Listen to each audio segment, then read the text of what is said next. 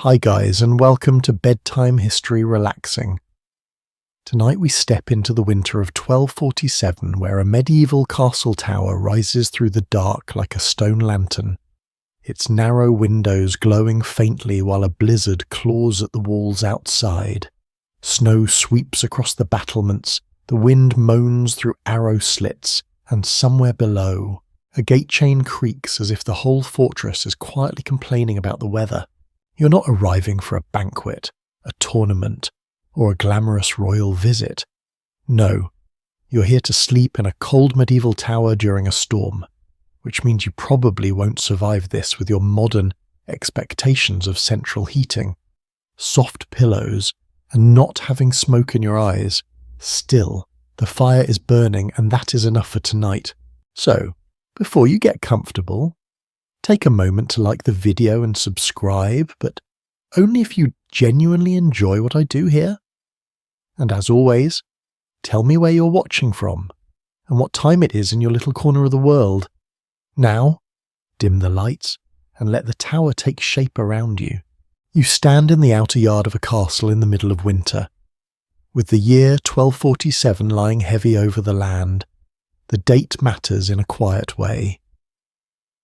This is the High Middle Ages, a time when castles are not fairy tale decorations, but working centres of power, storage, justice, defence, and daily inconvenience.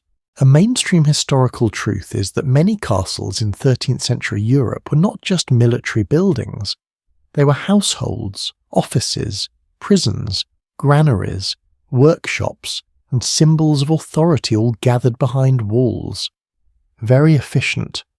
Really, if you enjoy combining administration with freezing stone floors, snow drives sideways across the courtyard. It does not fall politely. It rushes, spins, and lashes, filling corners, softening hoofprints, and gathering against the base of walls where old straw, spilled ash, and frozen mud disappear beneath a clean white covering. The sky above is invisible. There is only a grey-black whirl of storm, and the tower ahead, thick and blunt, climbing into it. You pull your cloak tighter. The wool is heavy with damp along the hem. It smells faintly of lanolin, wood smoke, and the animal warmth it has tried all evening to preserve. Beneath your boots, the ground is uneven, half stone, half frozen muck. Each step makes a dull crunch where snow has hardened, then a softer scrape where it has drifted loose. You're aware of your fingers, your ears, your nose, all the small parts of the body that seem to become separate citizens during a medieval winter, each filing a complaint. Ahead, the tower door waits under a shallow arch. It is not grand in the way modern imagination might wish. No elegant welcome, no red carpet, no smiling servant with hot chocolate. Tragically, it is thick timber bound with iron straps, darkened by weather and hands. Around its frame, the stone is slick with ice. A lantern hangs nearby, its flame shivering behind horn panels, giving off a yellow blur rather than clear light. The tower itself rises as a stack of cold decisions, thick walls, narrow openings, a stair hidden inside, rooms piled one above another. It is built less for comfort than for control, yet people must still live inside it. That is the medieval trick. Again and again, human life presses itself into structures designed for danger, and then tries to make a home there with fire, cloth, food, habit, and a little stubborn optimism. The wind hits the wall above you and breaks into strange voices. It hums along cracks. It whistles in the narrow slits. It roars across the roof line and then drops suddenly, as if inhaling. For a moment, you hear the storm moving over the castle like water over rocks. Then the door opens. Warmth does not pour out. That would be too generous. Instead, a smoky breath escapes, carrying the smell of burning wood, tallow, damp wool, old rushes, and people who have been indoors for a long time without the cheerful assistance of modern ventilation. It is not exactly pleasant, but it is alive. Compared to the courtyard, it feels almost kind. You step inside. The change is immediate, though not complete. The storm becomes muffled, but not silenced. The tower contains the weather differently. Outside, the blizzard surrounds you. Inside, it becomes a pressure against the walls, a deep, restless sound behind stone. You're sheltered, yes, but never allowed to forget what waits just beyond the door. A servant closes the timber behind you with a heavy thud. The sound settles into the narrow entrance passage. Somewhere above, footsteps pause, then continue. Someone coughs, a latch clicks. The castle is awake in layers. Your eyes adjust slowly. Firelight from a lower chamber flickers across the passage, making the stone seem to move. The walls are close, rough, and cold enough that you can feel their chill without touching them. Mortar lines catch the light in pale seams. Moisture beads in places, and the smell of damp stone rises like a quiet warning. Castles may look solid from a distance, but from within they are full of texture, draft, and maintenance problems. The sort of thing that would make a modern landlord very nervous. A quirky little belief from the period lingers at the edge of this scene. In some medieval households, people worried that certain winds could carry illness, bad luck, or spiritual unease into a room, especially at night. Not everyone believed the same things, of course, and local habits varied wildly, but the idea that air itself had moods would have felt familiar. Tonight, listening to the blizzard press against the tower, you almost understand the suspicion. This wind does not feel neutral. It feels as though it has walked a long way across frozen fields to find you personally. You are guided farther in, toward the lower glow. The passage bends slightly, and the castle's thickness becomes obvious. The doorway is not just an opening. It is a tunnel through mass. Stone surrounds you on every side, and the outside world has become something distant, reduced to sound. Then the room opens. A fire burns in a hearth along the wall, its flames low but steady, orange and gold beneath a blackened arch. It does not conquer the room, it negotiates with it. The heat reaches your face first, then your hands, while your back remains aware of winter. Smoke lifts and searches for its way upward, not always successfully. The hearthstones are dark with years of soot. Beside them lie split logs, some dry, some still holding a faint sour scent of damp bark. You move closer without meaning to. Everyone does. In a medieval winter room, the hearth has gravity. It draws bodies, conversations, wet shoes, nervous dogs, and every hopeful hand. Your palms hover near the warmth, tingling as blood returns to your fingers. The sensation is almost painful at first, then deeply pleasant. A slow opening. Around the chamber, shapes emerge.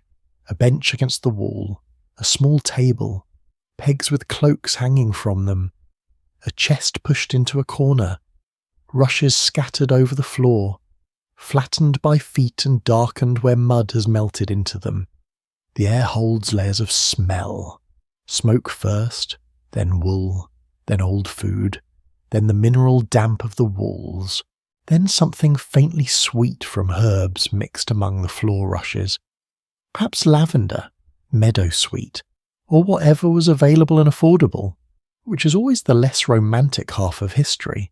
Historians still argue whether castle towers were usually experienced more as defensive strongholds, status symbols, or practical household spaces, because the answer changes with region, wealth, period, and the particular bad mood of whoever built the place. In your case tonight, the tower is all three. It protects you from the storm. It reminds everyone who commands the surrounding land, and it forces you to learn exactly where the warm spots are. A man near the hearth glances at you, then returns to mending a strap by firelight. A woman shakes snow from a cloak and mutters softly about the door being open too long, somewhere above.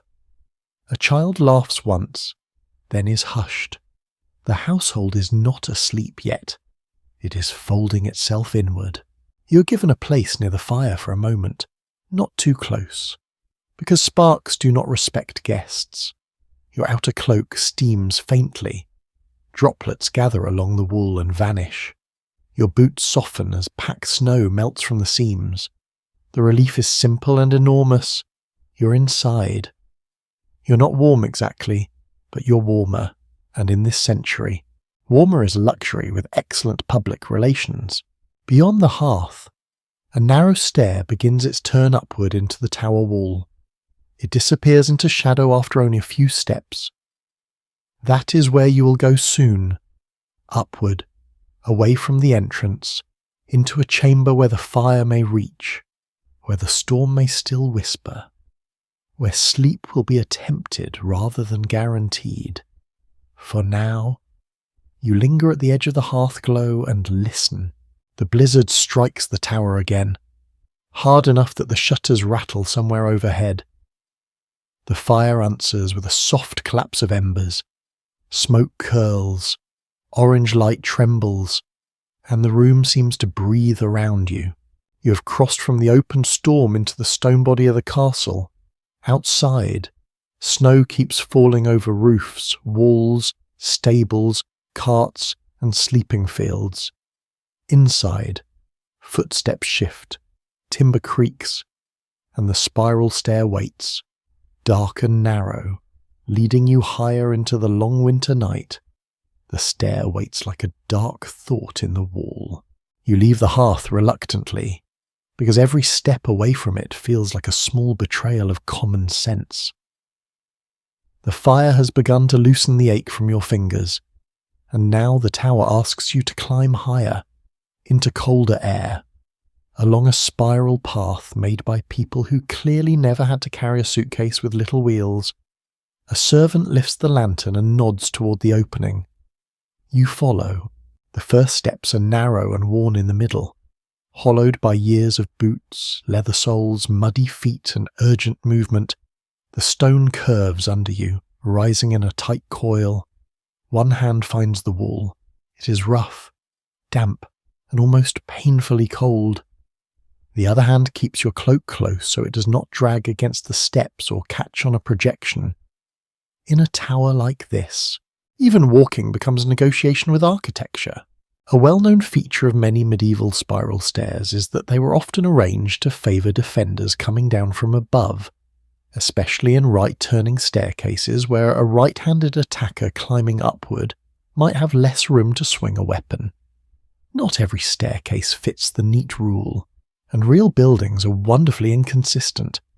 But the idea makes sense as you climb. The stair is not generous. It does not welcome a crowd. It slows the body, twists the shoulders, and makes you aware of every breath. The air changes as you rise. Near the lower room, smoke and fire gave the atmosphere a thick warmth. Here, the smell thins into damp stone, old dust, and faint wood smoke trailing upward. The wind is closer too. You hear it through narrow openings set deep into the wall. Little slits that show no view except a grey blur of storm. Snow taps at one of them, blown almost sideways. For an instant, a flake lands on the inner sill before melting into a dark bead of water. Your feet climb, step after step. The tower does not hurry. It makes you slow down. You cannot stride, cannot turn freely, cannot forget where you are. The curve hides both the room below and the chamber above, so the world becomes just lantern light, stone, breath, and the soft scrape of shoes. The servant ahead moves with practiced ease, pausing only when the flame wavers. You notice how the staircase narrows in places. The wall bulges slightly, or a stone juts out where some mason 7 or 8 generations ago made a choice and left you to deal with it. Medieval buildings often feel permanent from the outside, but inside they reveal themselves as handmade things, adjusted, repaired, patched and altered. Every surface carries a human decision. Some decisions are elegant, some are inconvenient, some are exactly at shoulder height. A strange little tidbit belongs here, tucked into the stair's shadow. Medieval people sometimes used stairways, doorways, and thresholds as spiritually sensitive places, because they were spaces of crossing. In a few later buildings, people hid shoes, charms, or small objects near openings to guard against misfortune. The exact practices changed by region and time, and you should not imagine every tower stuffed with secret footwear. But the feeling is understandable. A stair like this is neither one room nor another. It is a passage between safety and exposure, between household noise and private cold. No wonder people gave thresholds a little extra suspicion. Above you, the wind presses harder. It slides through a slit and makes the lantern gutter.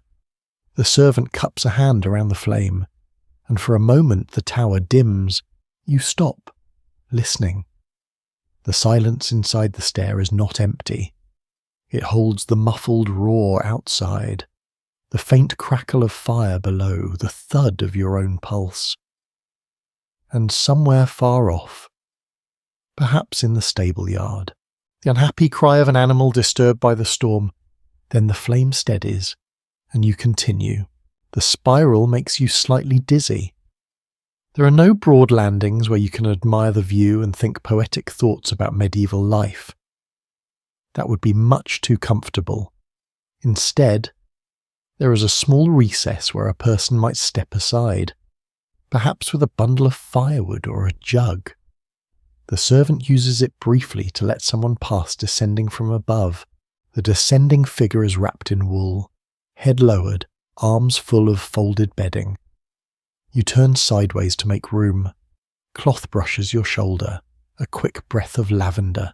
Smoke and human warmth passes with the bundle. No one says much. In a tower. Politeness is often practical, words take room too. Historians still argue whether the daily experience of castles should be understood mainly through military design or through household routine, because the same stones could serve both purposes at once. On paper, this stair controls access. In your body, it is simply tiring in a crisis. It could slow an attacker. On a winter night, it slows everyone, including the servant trying to carry blankets without tripping. There is history. And then there is the poor person trying not to drop the bedding. You climb higher. The tower wall thickens around the stair like a shell. Cold seems stored in it. You imagine the stone absorbing winter all day, all week, all season, then releasing it slowly into anyone foolish enough to touch it. Castles were strong, yes, but they were not cosy by default. Warmth had to be made constantly, fed with wood, guarded from drafts, trapped with hangings, bedding, curtains, and bodies. Without that effort, stone was simply stone, and stone in winter has very few sentimental qualities. Your breathing deepens, the climb is not long by modern gym standards, but it is awkward, and your clothes are heavy. Wool, linen, leather, and damp hems pull at you. You understand why servants, guards, cooks, and household workers developed a quiet endurance. Medieval labour was often not dramatic. It was repetitive, physical, and woven into the structure of every day. Carry this upstairs. Bring that downstairs. Fetch wood, empty water, trim a wick, bar a shutter. Do it again. And please do not complain too loudly because everyone is cold. Another slit opens to your left. This time the storm shows itself more clearly. The outer world is a pale moving blank. Snow rushes past so fast it looks like smoke. Somewhere beyond it lie fields, tracks, cottages, frozen ditches, and roads now vanishing under drift. The castle tower is not just a building. Tonight it is an island in weather. A stronger gust hits. The sound travels through this masonry in a low vibration you feel more than hear. The lantern flame bends. Your shadow twists along the wall, long and broken by the curve of the stair. For one drowsy second, it seems like another climber beside you, a thin, dark companion keeping pace. Then the flame rights itself, and the illusion vanishes. You reach a small landing, the servant pauses there, and you are grateful in a dignified way, which means you pretend not to be grateful while breathing like someone who has discovered stairs for the first time. A door stands ahead, low enough that you must lower your head. Iron fittings catch the lantern glow. Beyond it, you hear voices, softer than below, and the dull shift of logs in a hearth.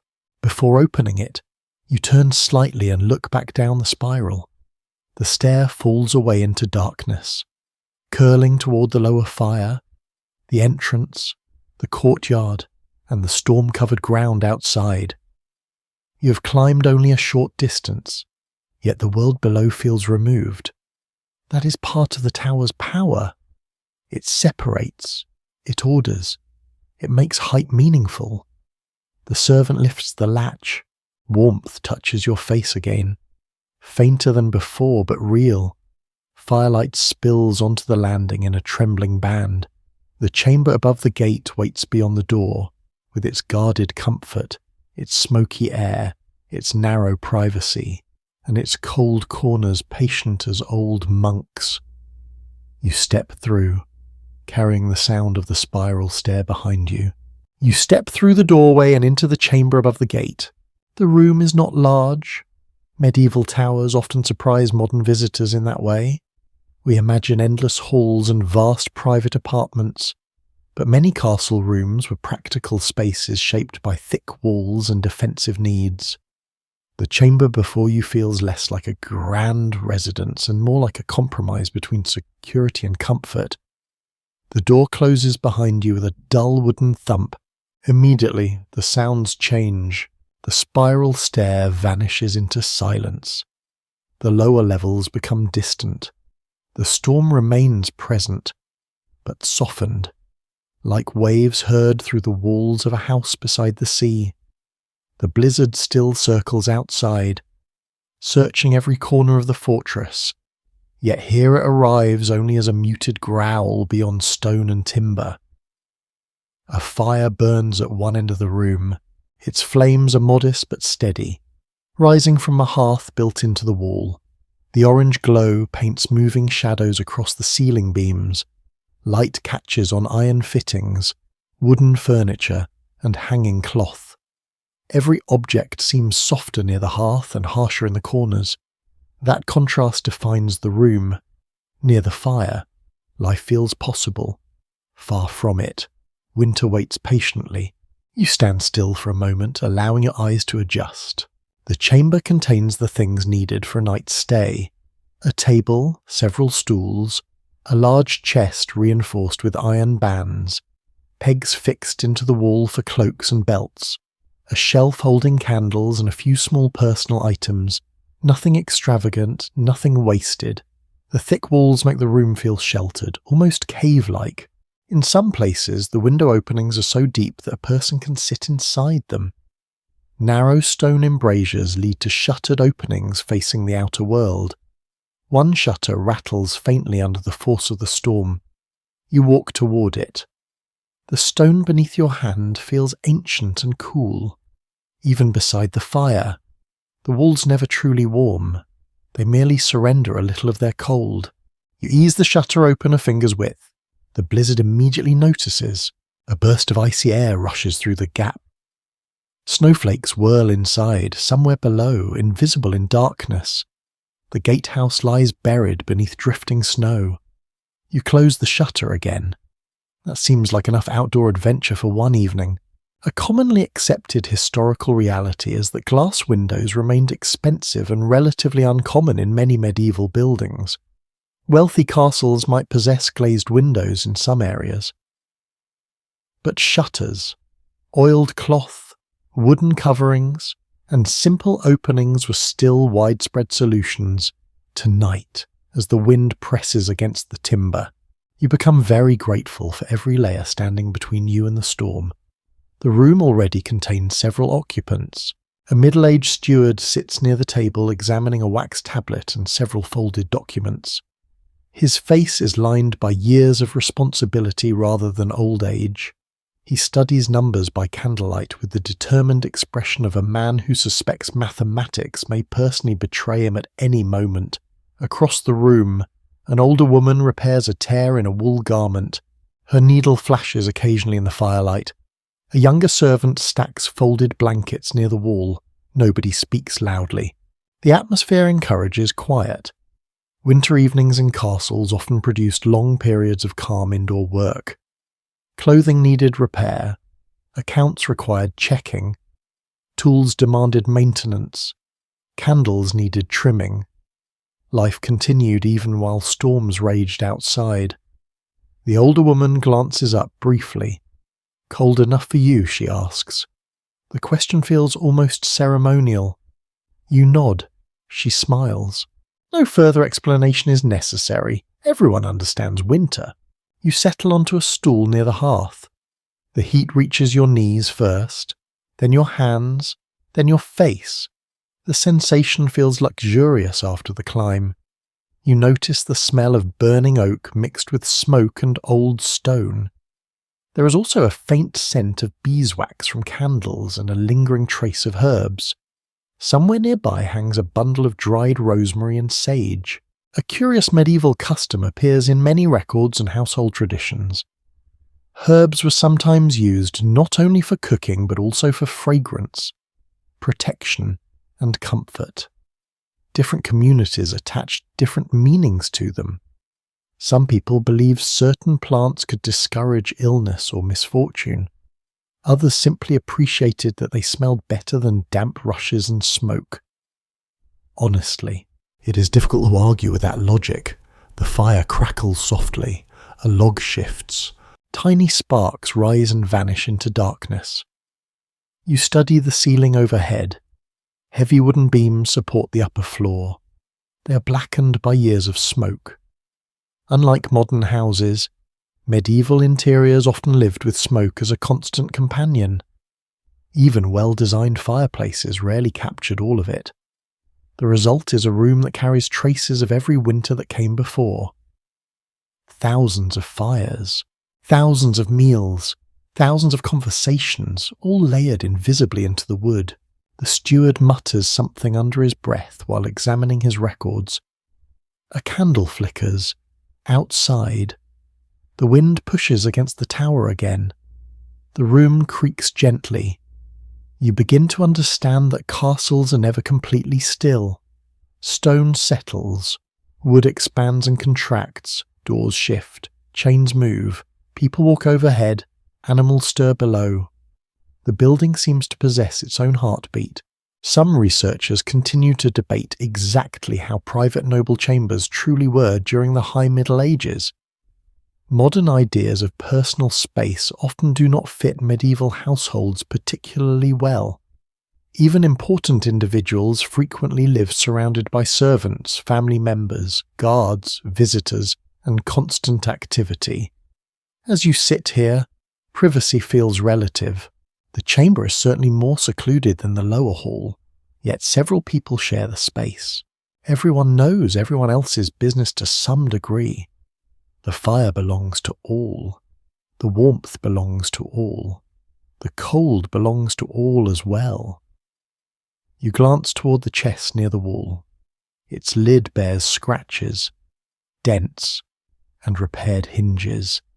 That single object may contain clothing, documents, valuables, household supplies, or personal possessions. Chests served as storage, furniture, and sometimes even travel containers. A modern closet would seem almost magical. Then again, indoor plumbing would probably win the competition. The younger servant finishes arranging blankets and approaches the hearth. He stretches his hands toward the flames. For a few moments, nobody speaks. The silence is comfortable. The sort of silence that develops when people have spent long periods together and no longer feel obligated to fill every gap with conversation. Outside, snow continues to fall.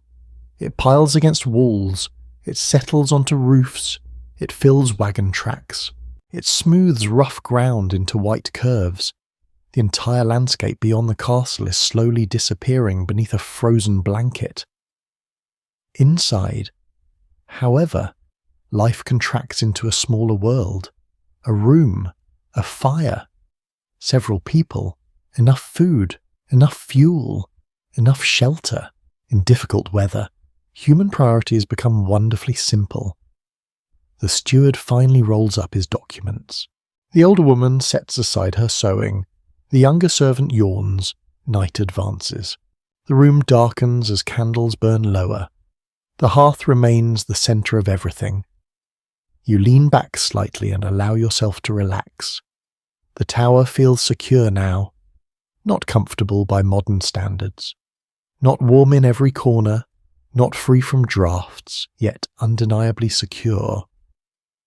The walls are thick, the roof holds, the fire burns, and somewhere beyond those stones, beyond the shutters and battlements and swirling curtains of snow, the storm continues its endless wandering across the medieval countryside. But tonight it will not reach you. Tonight, your world is contained within this guarded chamber high above the gate, where firelight flickers across ancient walls and winter waits politely outside. For now, the fire is smaller than you want it to be.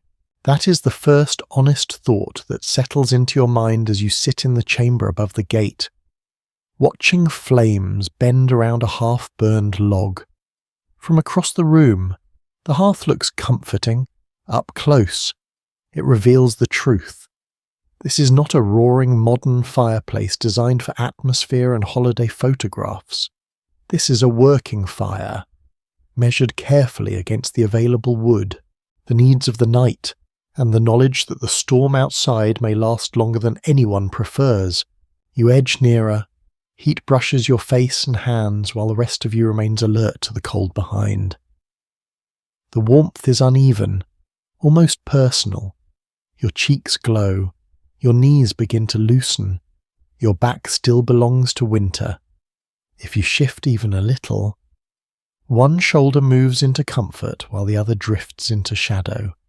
Medieval heating is less a condition than a location, and everyone in the room knows exactly where that location is. The hearth is built into the wall with a stone surround blackened by years of smoke. Soot darkens the arch above it. Bits of charred wood collapse inward with soft sighs. When a pocket of resin catches, the flames brighten suddenly, licking upward in gold and blue before shrinking again. The room inhales and exhales with that light. A feature commonly found in higher status medieval rooms was the use of wall hangings or textiles to soften bare stone and trap a little warmth. They were not merely decorative. They helped reduce drafts, improve comfort, and displayed wealth at the same time. Very clever, really, because if one object can say, "I am rich, and please stop the wind from touching my bones," it has earned its place in the household. You notice a hanging along one wall. It is not a grand tapestry of heroic knights. This one is simpler. Probably wool, faded by smoke and use. Its pattern is hard to see in the restless light, but perhaps there are leaves, animals, or repeating shapes stitched into the weave. The lower edge stirs now and then when a draught creeps behind it. The cloth does not defeat the cold. It slows it in this tower. Slowing the cold counts as victory. A servant kneels beside the hearth and adjusts the wood with an iron poker. The movement is careful. Fuel is not thrown on recklessly. Each log matters. In winter, wood represents labour long before it becomes flame. Someone cut it. Someone hauled it. Someone stacked it. Someone kept part of it dry. Every glowing ember is the end of a chain of work stretching back into forest. Yard, shed, and aching shoulders. The servant pushes one log inward. A shower of sparks lifts like tiny stars, then dies before reaching the chimney throat. Smoke thickens. You blink. The fire has a will of its own tonight. Sometimes it draws properly, pulling smoke upward into the flue. Sometimes a change in wind pressure sends a grey curl outward into the room. It drifts low, searching faces, stinging eyes, softening outlines. The older woman by the wall waves it away without looking up, as if smoke is simply another resident of the tower. Annoying but familiar. You cough once, not loudly. You're trying to maintain dignity in front of people who have clearly known smoke since childhood. A peculiar belief found in parts of medieval Europe held that certain woods burned with particular qualities, not only practical ones, but symbolic ones. Oak might suggest strength. Ash might carry associations from folklore, and fragrant branches could be used for scent as well as flame. The exact meanings shifted from region to region, but people paid close attention to what they burned. In a world where fire cooked food, warmed rooms, lit darkness, hardened tools, and kept fear at a manageable distance. Wood was never just wood. Tonight the logs smell of oak, damp bark, and old storage. The scent mingles with tallow candles, wool clothing, and the faint sourness of wet leather drying too close to heat. Your cloak hangs nearby, steaming gently. It gives off the earthy smell of rain, sheep, smoke, and road dust. Not exactly perfume, but deeply historical. The firelight moves across the stone walls. Every irregularity appears and disappears. A chip in the masonry becomes a shadowed hollow. A crack becomes a black line.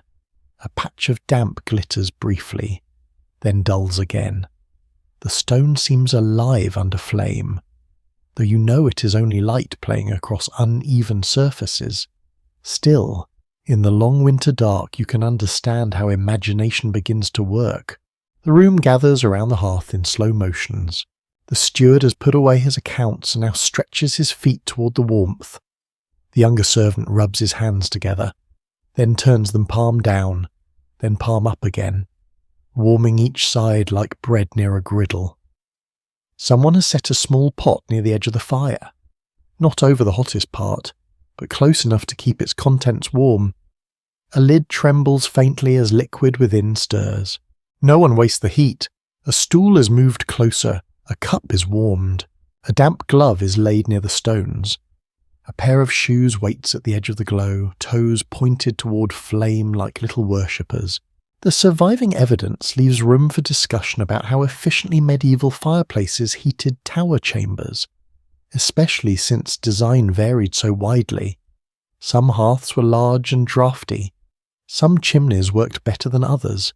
Some rooms relied heavily on braziers, textiles, and body heat. What you feel tonight is probably the common truth beneath the debate. Fire helps enormously, but it does not transform stone into spring. The blizzard presses again. The shutter gives a wooden shudder. The flame bends sideways for a moment, flattened by a draught moving through the chamber. Everyone looks up, not in panic, just attention. The older woman pauses her sewing. The steward glances toward the window. The servant listens. Then the gust passes, and the fire straightens. Such small moments teach you the mood of the room. Weather is not background here. It is an active presence. It changes the draw of the smoke, the sound of the shutters, the comfort of the bed, the decisions about fuel, even the shape of conversation. A storm outside can rearrange life inside without ever crossing the threshold. You look into the flames. They create their own little world. At the base, the embers pulse red and white, deep as hidden metal. Above them, the wood cracks into black scales. Small blue flames tremble close to the surface before larger orange tongues rise and fold. Now and then, a log settles with a soft inward collapse, revealing a brighter core. The sound is intimate. Crackle, pop, breath, sigh. It is easy to see why people told stories near fires. The light invites faces. The heat keeps bodies close. The shadows create mystery at the edges. Even practical households, busy households, anxious households, must have softened around flame at night. A hearth does not erase hunger, rank, duty, or fear, but for a little while it gathers them into one circle. The steward begins speaking quietly about the road beyond the eastern field, now likely buried under snow. The older woman replies that no rider with sense will attempt it before morning. Someone adds that riders rarely bring sense in useful quantities. A small ripple of laughter moves through the room, low and tired. The fire glows brighter. For a moment, the tower feels almost kind, not gentle exactly. Stone towers are not gentle creatures, but the chamber has accepted you. Your boots are drying, your hands are warm. The storm is outside, the hearth is alive. Around you, medieval life continues in its small, practical rituals, tending flame, guarding fuel, shifting cloth, listening to weather. You lean closer, watching a thin line of smoke twist upward. It disappears into darkness above the hearth, carrying with it the smell of oak and winter, while the room settles deeper into the flicker of firelight on stone walls.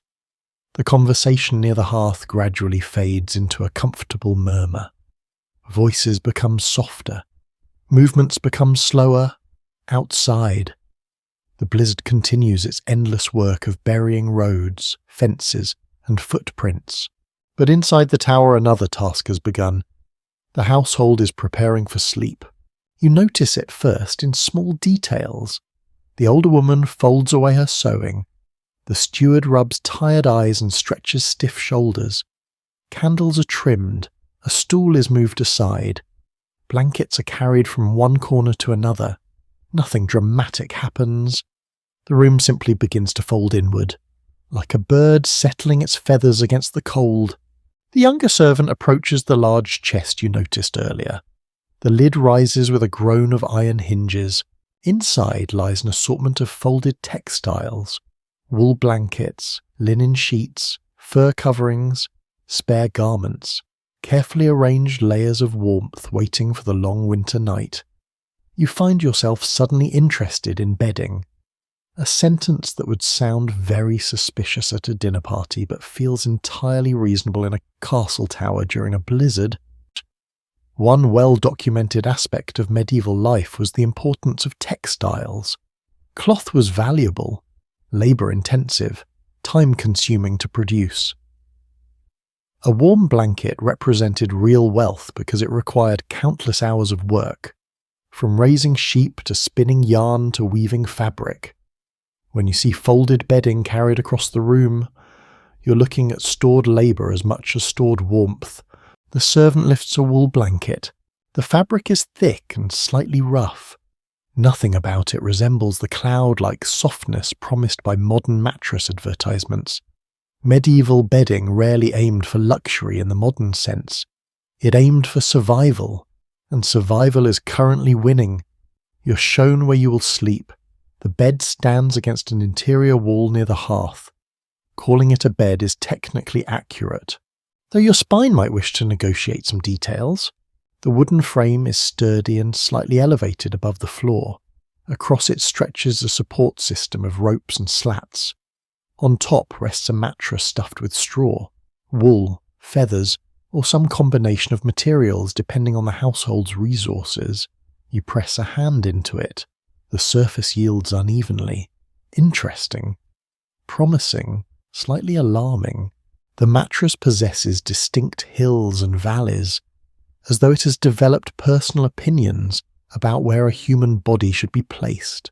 A lesser-known detail from the medieval world is that mattresses often required regular maintenance. Stuffing shifted over time. Straw compressed. Feathers clumped. Household members occasionally shook, refluffed, or redistributed filling to improve comfort. Even then, perfection remained an ambitious goal. A servant spreads a linen sheet across the mattress. The fabric catches the firelight with a soft glow. Unlike wool, linen feels cool against the skin. Clean linen was highly valued, not only for comfort but also because it could be washed more thoroughly than heavier materials. People often slept in linen garments or shirts beneath wool layers. You run your fingers across the fabric.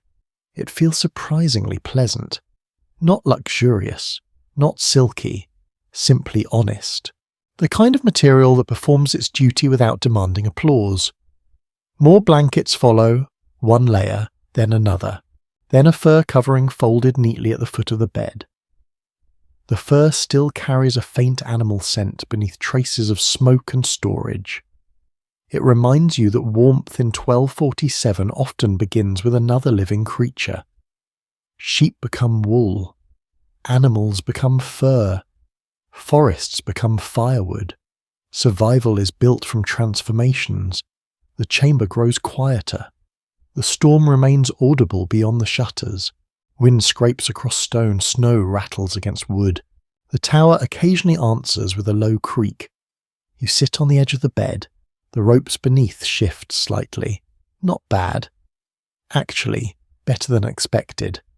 The mattress certainly will not inspire poetry, but it seems capable of supporting a sleeping human without immediately launching thee onto the floor. That counts as success. Researchers continue to disagree about exactly how comfortable medieval sleeping arrangements were across different social classes, because evidence varies enormously. Some noble households possessed remarkably sophisticated bedding. Poorer people often slept on simple pallets, benches, or straw-filled sacks. Your tower bed falls somewhere comfortably in the middle. It offers genuine effort toward comfort while remaining unmistakably medieval. The younger servant notices your inspection. You sleep near the fire, he says. You glance toward the hearth. A few paces away, embers glow beneath fresh wood. You're fortunate. Fortunate. That word carries weight here. In a modern building, temperature differences between sleeping spots might be minor inconveniences. In this tower, location matters. A bed close to the hearth means less exposure to drafts, less exposure to cold, possibly less exposure to misery. Several other sleeping places occupy the room. A smaller bed stands farther from the fire. Blankets have been arranged near one wall. A pallet lies beneath a hanging textile where someone clearly intends to spend the night. Not everyone enjoys equal warmth.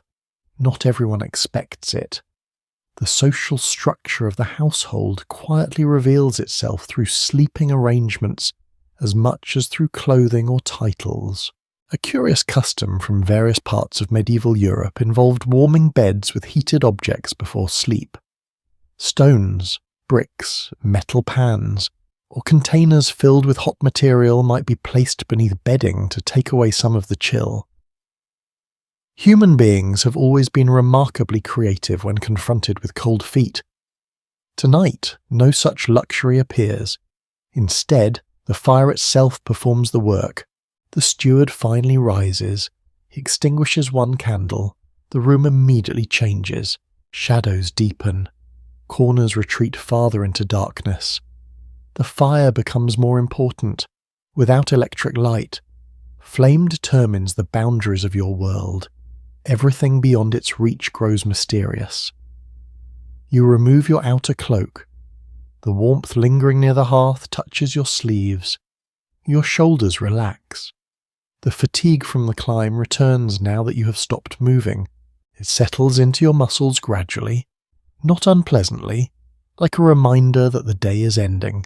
The older woman gathers her belongings and offers a brief goodnight. The servant adjusts one final blanket. The steward checks the shutters before settling near his own sleeping place. Everyone has performed these routines countless times. There is comfort in repetition. The same fire, the same walls, the same winter sounds, night after night, year after year, generation after generation. You slide beneath the bedding. The linen feels cool for only a moment before beginning to warm. The wool blanket settles heavily across your body. The fur covering adds another layer. Suddenly the bed feels much more inviting, not because it is soft, because it traps warmth, and warmth, on a stormy night in 1247, is the closest thing to luxury most people will ever need. You listen. The fire crackles. Someone shifts beneath blankets across the room. Wind brushes the shutters. A log settles in the hearth. The entire tower seems to breathe slowly around you. Outside lies a frozen world of drifting snow and invisible roads.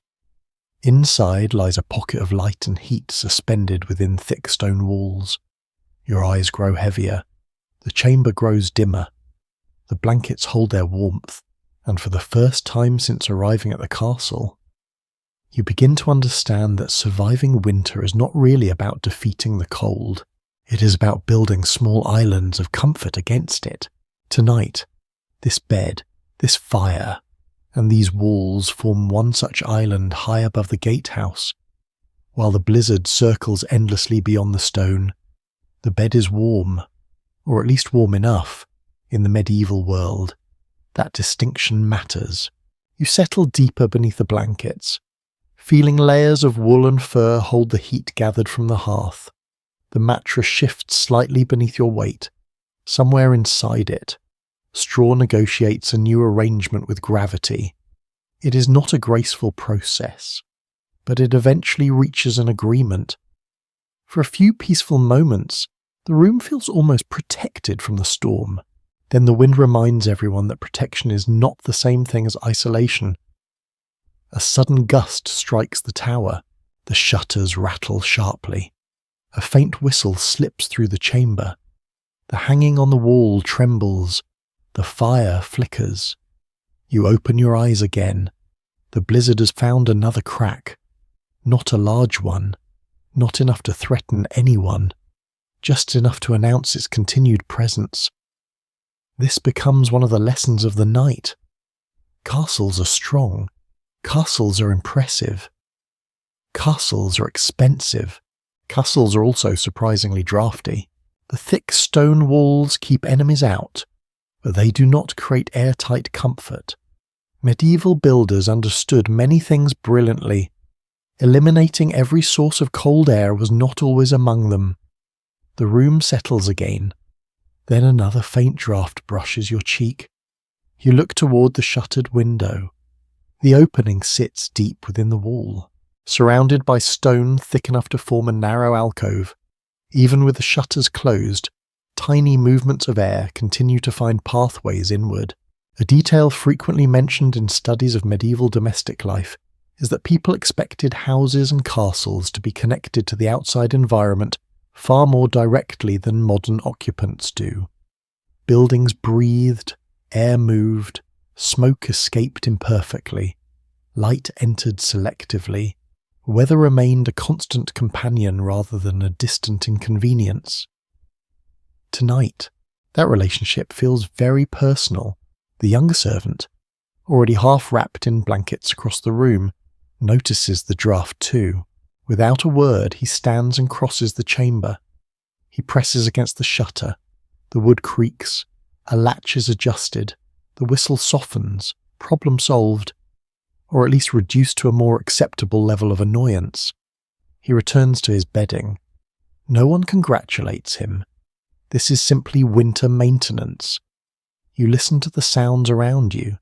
The storm creates an entire orchestra beyond the walls. Wind hums through arrow slits, snow brushes stone, shutters tap occasionally against their fittings. Far below, something wooden knocks rhythmically in the courtyard. Perhaps a loose sign, perhaps a gate component shifting under pressure, perhaps some medieval equivalent of a mysterious noise that everyone ignores because investigating it would require leaving a warm bed.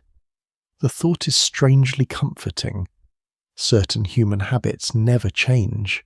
A small but fascinating detail appears in a handful of medieval accounts describing winter weather.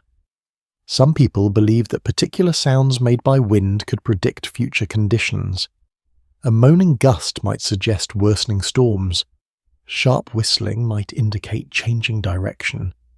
Whether such observations held any meteorological value is another matter entirely, but generations of experience encourage people to listen carefully to the behavior of the weather. Lying here, you begin doing exactly the same thing. Every gust seems slightly different. Some arrive as low rolling pressure, others strike suddenly. One rushes across the tower with such force that you can almost picture snow swirling around the battlements. The steward shifts beneath his blankets. The older woman coughs once softly, then silence returns. You stare toward the ceiling. The firelight dances across the beams. The shadows move slowly enough to feel dreamlike. Sleep should be approaching, yet the unfamiliar environment keeps your senses awake. Every sound attracts attention. Every creak invites curiosity. This is normal. A sleeping chamber in a castle tower is never completely quiet. Researchers continue to explore how medieval people experienced sound within castles, because these structures produced unique acoustic environments. Thick walls muffled some noises while amplifying others. Voices could travel unexpectedly through passages. Wind generated constant background sound. Daily life unfolded amid an ever-changing mixture of echoes. Footsteps, animals, doors, and weather. You're beginning to hear the building the way its residents hear it, not as separate noises, as a pattern, a language. The tower speaks continuously. The shutters say the wind remains strong. The hearth says fuel is still burning. The beams say the structure remains steady. The occasional footstep above says someone is still awake. You hear one now, slow movement overhead, a board creaks, then another. Perhaps a guard changing position, perhaps a servant carrying supplies, perhaps someone else struggling to sleep while the storm prowls outside. The footsteps fade. The tower relaxes again. Your blankets hold warmth remarkably well. The fur covering feels heavier now, settling comfortably across your legs. The linen beneath you has lost its initial chill. The mattress has finally accepted your shape. All things considered, conditions are improving. Outside, conditions are definitely not improving. Particularly violent gust crashes against the wall. Snow rattles across the shutters like handfuls of thrown sand. The fire bends briefly. The hanging stirs. One candle flame wavers dangerously before recovering. Nobody rises. Nobody panics. This is not their first winter. That realization stays with you. The people sharing this chamber possess an intimacy with hardship that modern life often shields us from. They understand cold the way sailors understand tides, not as an occasional inconvenience, but as a force that must be anticipated, managed, and respected. Another accepted reality of medieval winter life was the importance of preparation long before storms arrived. Firewood had to be gathered and stored, food preserved, clothing repaired, roofs maintained. Failure during summer could become suffering during winter. The warm bed surrounding you represents months of successful preparation. Someone sheared sheep, someone spun wool, someone wove cloth, someone cut timber, someone dried firewood, someone repaired shutters, someone stored food. The comfort you currently enjoy is actually the visible result of countless invisible tasks. The wind eases briefly. A strange calm follows. The silence feels almost louder than the storm. You realize you can hear the fire clearly now. Tiny crackles, soft settling sounds, the whisper of rising heat. The hearth has become the room's heartbeat. Your eyelids grow heavier. At last, the rhythm of the tower begins working in your favor. Not complete silence, not complete warmth, not complete comfort, just enough of each. That seems to define much of medieval life. Enough food, enough shelter, enough fire, enough sleep, enough luck, enough preparation, enough endurance. Outside, the blizzard continues searching every battlement, every roof line, every gap in the stone. It presses against the castle with patient determination, probing, testing, whispering through the smallest openings it can find. Yet inside the chamber, the fire still burns, the shutters still hold, the blankets still trap precious warmth. And you remain tucked safely within this little island of comfort suspended high, inside a tower wall. The storm may discover every crack in the castle, but tonight it will not discover you. A smell reaches you before the food does. It slips through the sleepy warmth of the chamber, passing beneath the heavier scents of smoke, damp wool, and old stone. It is savoury, simple, and deeply persuasive. Your eyes open a little. Across the room, someone stirs, even the steward, who had looked nearly melted into his blankets, lifts his head with renewed seriousness. Food has arrived.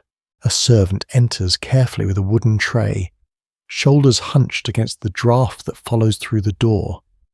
Behind him, the spiral stair exhales cold air from below, carrying the faint noise of the lower household.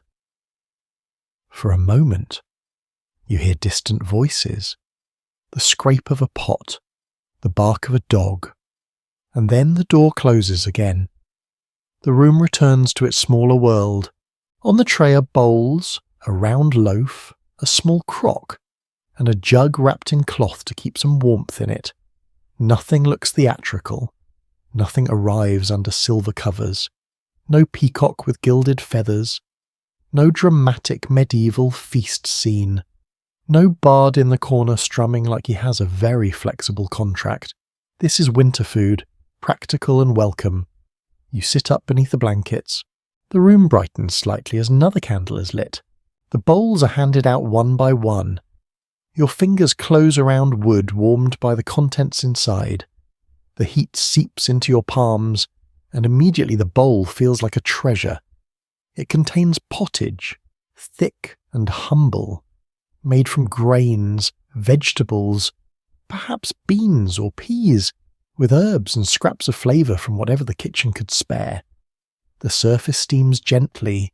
You breathe it in: barley, onion, leek, a hint of salted meat, perhaps, or only the memory of it.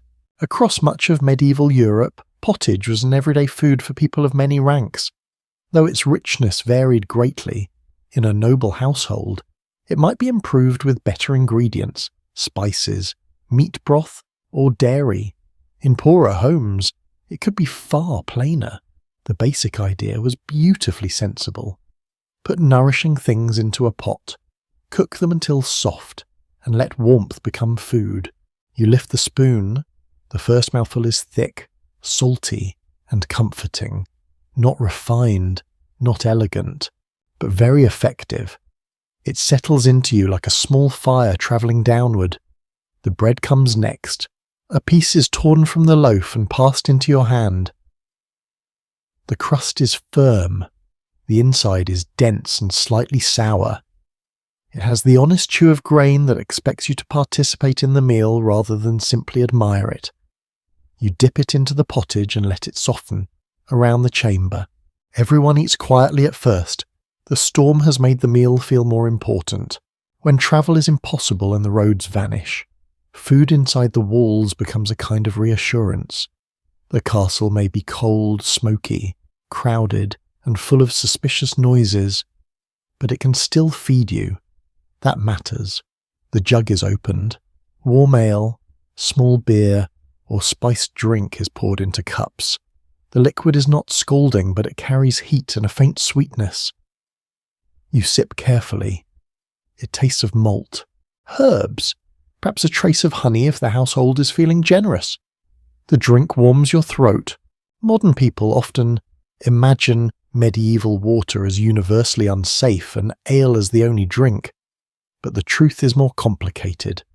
People did drink water when clean sources were available, and they also drank ale, beer, wine, cider, and other beverages depending on region, status, and supply. Tonight, in this tower chamber, the warm drink feels less like a rule of history and more like common sense. Cold water in a blizzard has very little charm.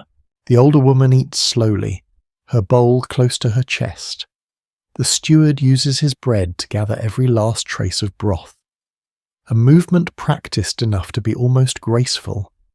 The younger servant burns his tongue, tries to pretend he has not, and fails. Someone gives a soft laugh. He looks offended for exactly one breath, then laughs too. The chamber relaxes. Food does that. It lowers shoulders. It softens voices. It reminds the body that survival can have flavour. Hidden in medieval food traditions is a small curious detail. Some households believed certain spices or herbs could warm the body from within, not only by temperature but by their qualities in humoral medicine. Ginger, pepper, cinnamon, and similar ingredients were often described as warming. Of course, such spices could be expensive, so not everyone was casually sprinkling imported luxury into dinner like a cooking show host with a sponsor. But the idea that foods had temperaments, hot, cold, moist, dry, shaped how many educated people thought about health. You wonder what quality tonight's pottage would be given. Probably better than freezing. Very respectable category. The servant places the crock near the hearth. Inside is a little soft cheese or butter, kept from hardening too much by the fire. A small amount is shared. It tastes rich against the coarse bread. The pleasure is brief but memorable. Outside, the wind rises again. The shutter rattles. Nobody stops eating. That too feels important. A storm can command attention, but hunger has its own authority. Conversation begins in small pieces. Someone mentions that the mill road will be blocked by morning. Someone else says the outer ditch may drift over entirely if the wind keeps its current direction. The steward thinks aloud about stores of grain and fodder. The older woman remarks that the kitchen boys had better not waste fuel pretending to be heroes with a big flame. Practical wisdom arrives wearing no decoration. The evidence is not perfectly clear on how often smaller castle households ate together in mixed groups during bad weather, and arrangements differed by rank, region, and the size of the establishment.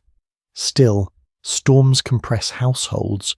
People who might usually eat in separate spaces can find themselves sharing warmth, food, and inconvenience. Weather has a way of ignoring status, even if society quickly reasserts it afterward. For now, everyone is gathered by necessity. Your bowl grows lighter. You scrape the last spoonful from the bottom. A faint sleepiness returns, warmer and deeper than before.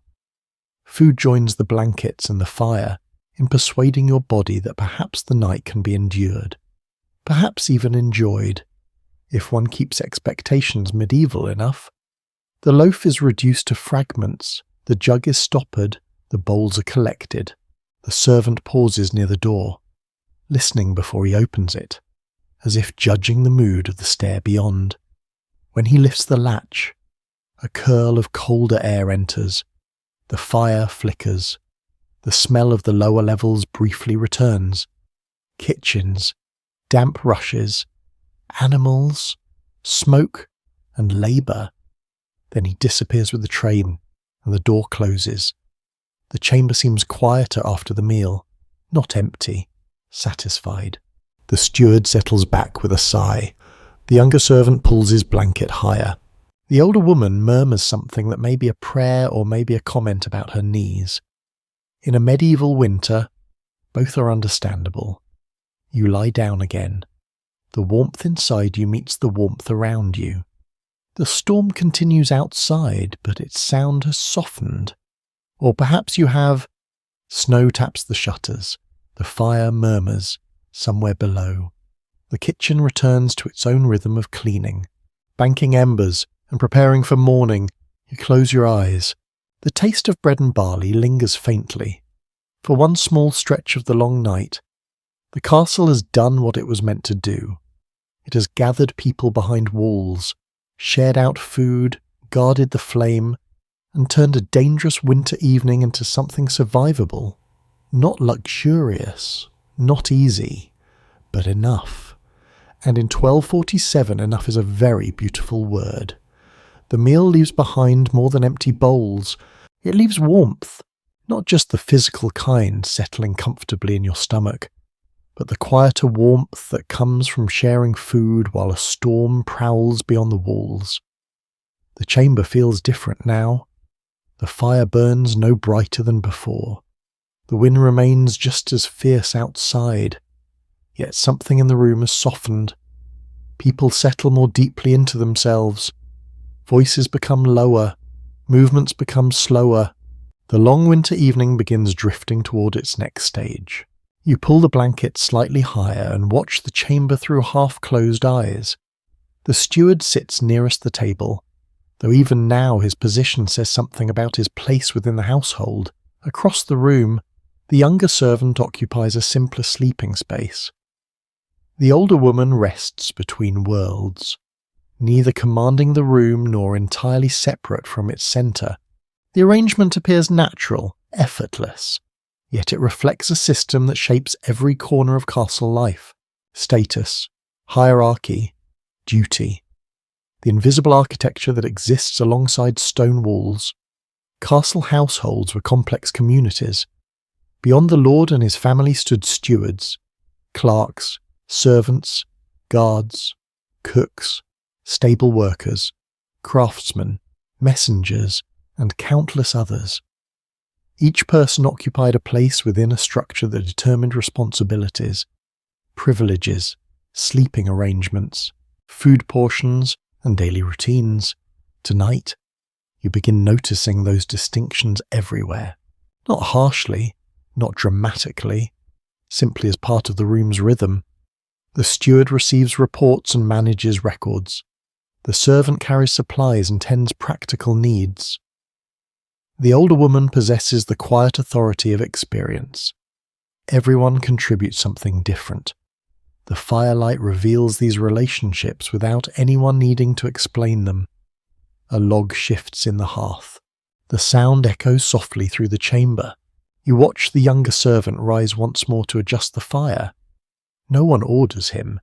He simply knows it must be done. That knowledge itself belongs to the hierarchy. A functioning medieval household depended on countless tasks being performed at the right moment by the right people. Wood appeared when needed, candles were trimmed, doors were barred, bedding was prepared, meals arrived, fires survived the night. Someone always carried the responsibility. Often several someones. An unusual observation hidden within household records from various periods is how frequently skilled servants became deeply trusted figures. Modern stories sometimes focus only on nobles and knights, but many castles depended heavily upon experienced household staff whose practical knowledge kept everything running. A lord might own the castle, but someone else probably knew exactly which shutter would rattle during a north wind. The servant returns to his bedding. The fire settles. The room darkens slightly. You find yourself wondering about the unseen people below.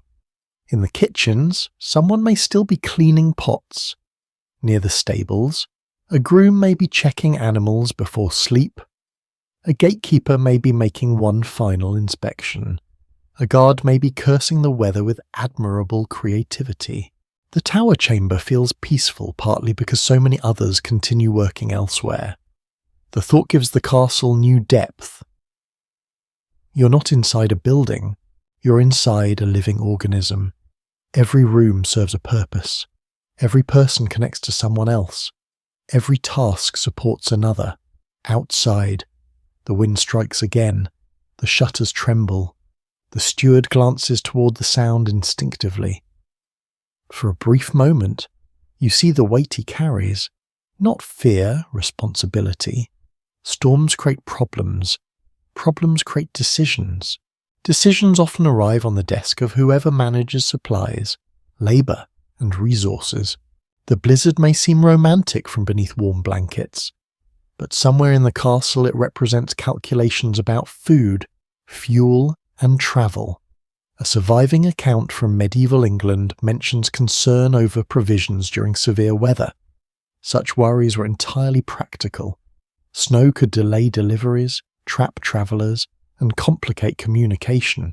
Castles often stored supplies precisely because winter had a habit of ignoring schedules. You imagine the steward mentally counting sacks of grain. Not the most exciting bedtime fantasy, perhaps, yet oddly reassuring. Someone is thinking about tomorrow. Someone is keeping track.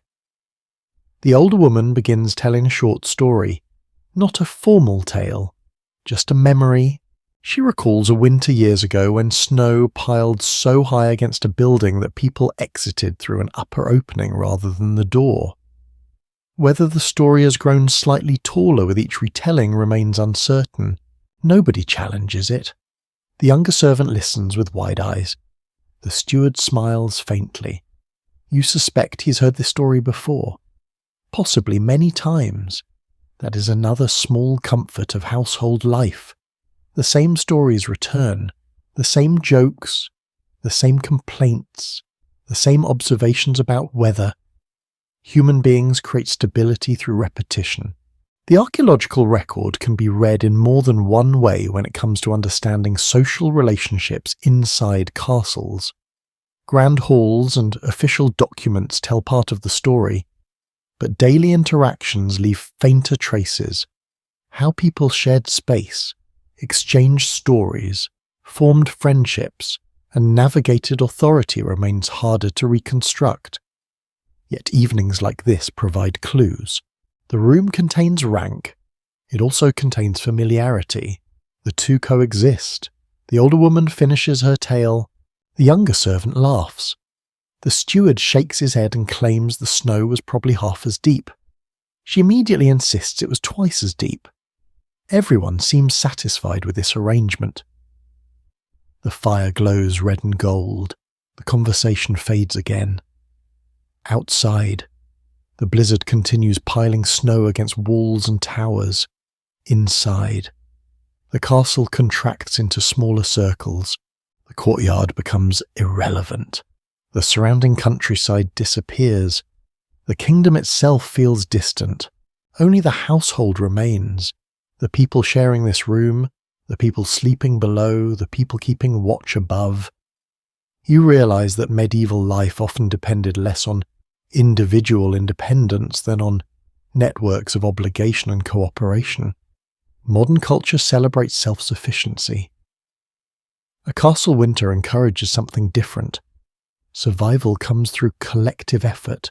Someone gathers fuel. Someone bakes bread. Someone repairs clothing. Someone maintains records. Someone guards the gate. Someone tends the fire. No single person does everything. The storm outside makes that truth impossible to ignore. A draft brushes lightly across the room, not strong enough to disturb anyone, just enough to remind you that winter remains patient. The fire answers with a gentle crackle. You sink deeper into your blankets. The chamber feels smaller now, cozier. The edge is softened by darkness, the faces around you illuminated only by occasional flickers from the hearth. The steward finally lies down. The older woman wraps herself more tightly in blankets.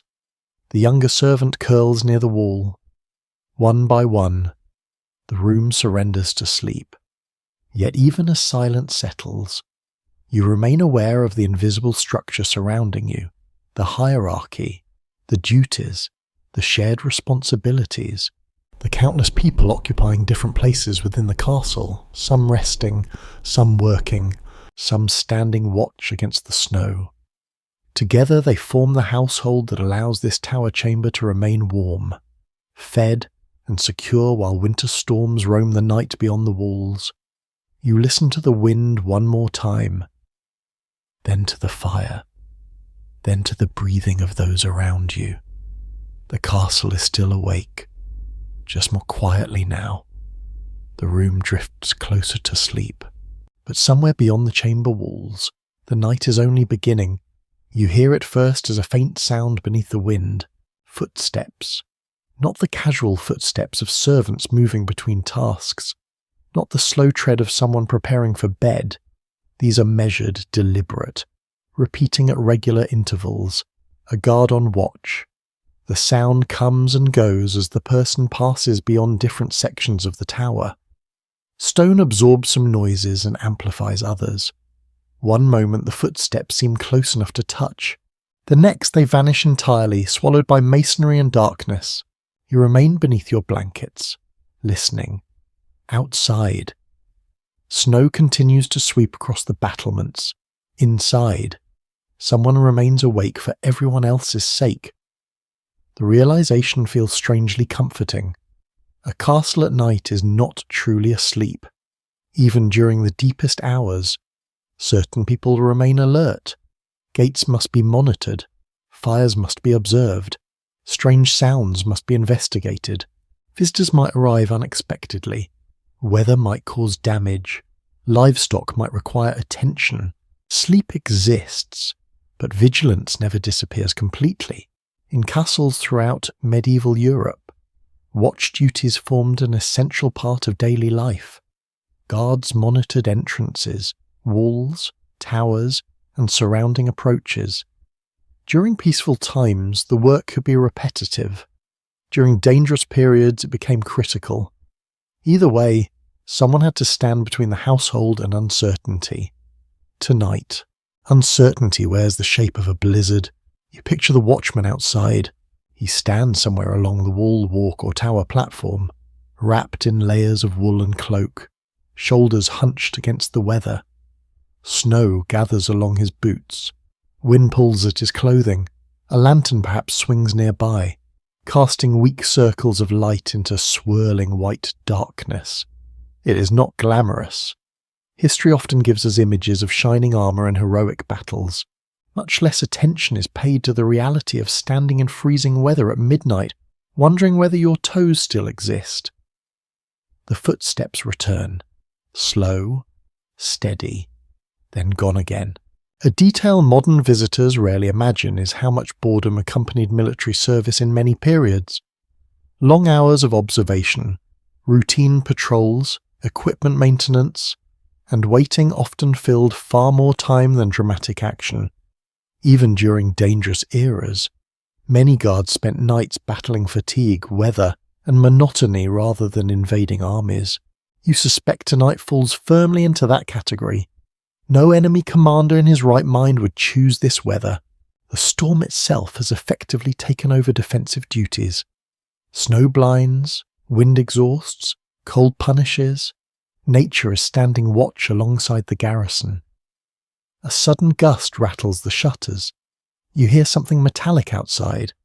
Perhaps a chain, perhaps a hinge, perhaps part of a gate mechanism shifting under pressure. The watchman undoubtedly hears it too. One of the curious challenges of nighttime duty involved distinguishing ordinary sounds from genuine problems. Every creak, scrape, knock, and distant movement demanded interpretation. Most proved harmless. Some did not.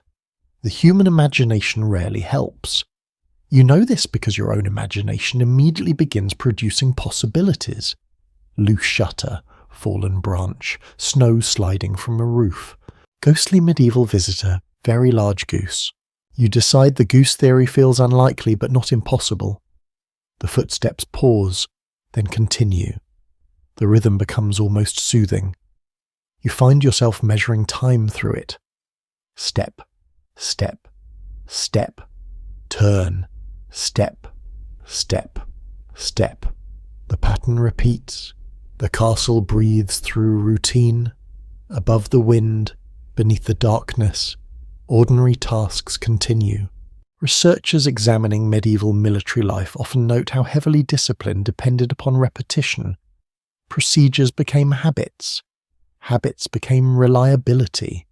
The watchman probably follows familiar routes without needing to think consciously about every movement. Habit conserves energy, especially during cold weather. The fire in your chamber settles lower. Not dangerously low, just quieter. The bright flames of earlier have become deeper orange glows among dark logs. The room now relies more on embers than firelight. Shadows stretch farther. Everyone else appears asleep. The steward's breathing remains steady. The older woman has not moved for some time. The younger servant occasionally shifts beneath blankets, but quickly settles again. Only you and the watchman seem awake. Though technically he does not know about your participation, a small opening exists in the shutter nearest your bed. Not enough to admit significant cold, just enough to allow a glimpse of darkness. You turn your head slightly toward it. Nothing visible, only blackness. Snow reflects what little light exists, creating faint pale movement beyond the wall. Occasionally a gust sends a swirl of white past the opening. The storm appears endless. A forgotten little practice mentioned in some medieval military contexts involved guards singing softly, speaking prayers, reciting familiar verses, or counting rhythms to remain alert during long watches. Human beings have always invented methods to stay awake when tiredness becomes persuasive. You wonder what tonight's watchman does. Perhaps he hums. Perhaps he talks to himself. Perhaps he imagines a warm bed and regrets every decision that led him to the battlements. All possibilities seem reasonable. Outside, another patrol passes. This time the footsteps stop directly above the chamber. A faint scrape follows. Someone adjusting position, looking outward, listening. You picture him standing against the storm, face stinging, eyes narrowed, watching a landscape that no longer exists visually, only as drifting white confusion. The surviving evidence leaves plenty of room for discussion regarding how different castles organize watches and patrols. Arrangements varied according to size, resources, local threats, and season. Some locations maintained extensive routines, others relied upon smaller numbers of personnel, yet the underlying principle remained consistent. Someone stayed awake, someone watched, someone listened, because certainty rarely visits medieval nights. The storm deepens briefly. Wind rolls across the tower with a low roar. Snow rattles like handfuls of dry grain thrown against wood. The watchman remains outside. You find yourself respecting him enormously, not because he's fighting dragons, not because he's defending civilization from overwhelming evil, simply because he's cold and continues doing his job. History contains many forms of courage. Some are dramatic, others look like endurance. The hours pass slowly. The sounds repeat. Footsteps, wind, fire, breathing, shutter, chain. Each noise becomes familiar. Each joins the larger rhythm of the castle. Gradually your awareness begins drifting. The boundary between listening and dreaming softens. The footsteps seem farther away now. Or perhaps your mind is moving elsewhere. The storm no longer feels threatening, merely distant, contained. The watchman continues his frozen circuit through darkness. The fire continues guarding its small circle of warmth. The castle continues standing against snow and wind, and you, wrapped in wool and fur high above the gatehouse, begin surrendering at last to the heavy pull of sleep. The final sound you notice is another measured sequence of footsteps beyond the wall.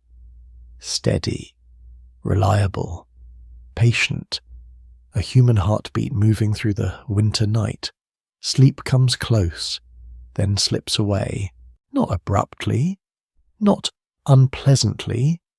It simply drifts near the edge of your mind and then pauses, as though the castle itself has decided to keep you company a little longer. You lie beneath the heavy blankets, warm in the middle, cool at the nose, and listen to the world beneath the floor. At first, there is only the storm. Wind moves around the tower in long waves. Snow taps the shutters. The hearth murmurs softly, more ember than flame now. The room breathes with sleeping bodies. Then another sound rises from below. A dull thud, a pause, a scrape. You open your eyes. No one else reacts. That is always the most unsettling part of an unfamiliar night. Sounds that seem important to you are apparently ordinary to everyone who belongs here. The steward continues breathing steadily. The older woman remains wrapped in blankets like a patient bundle of wisdom. The younger servant sleeps with one arm across his face. The sound comes again. A heavier movement this time.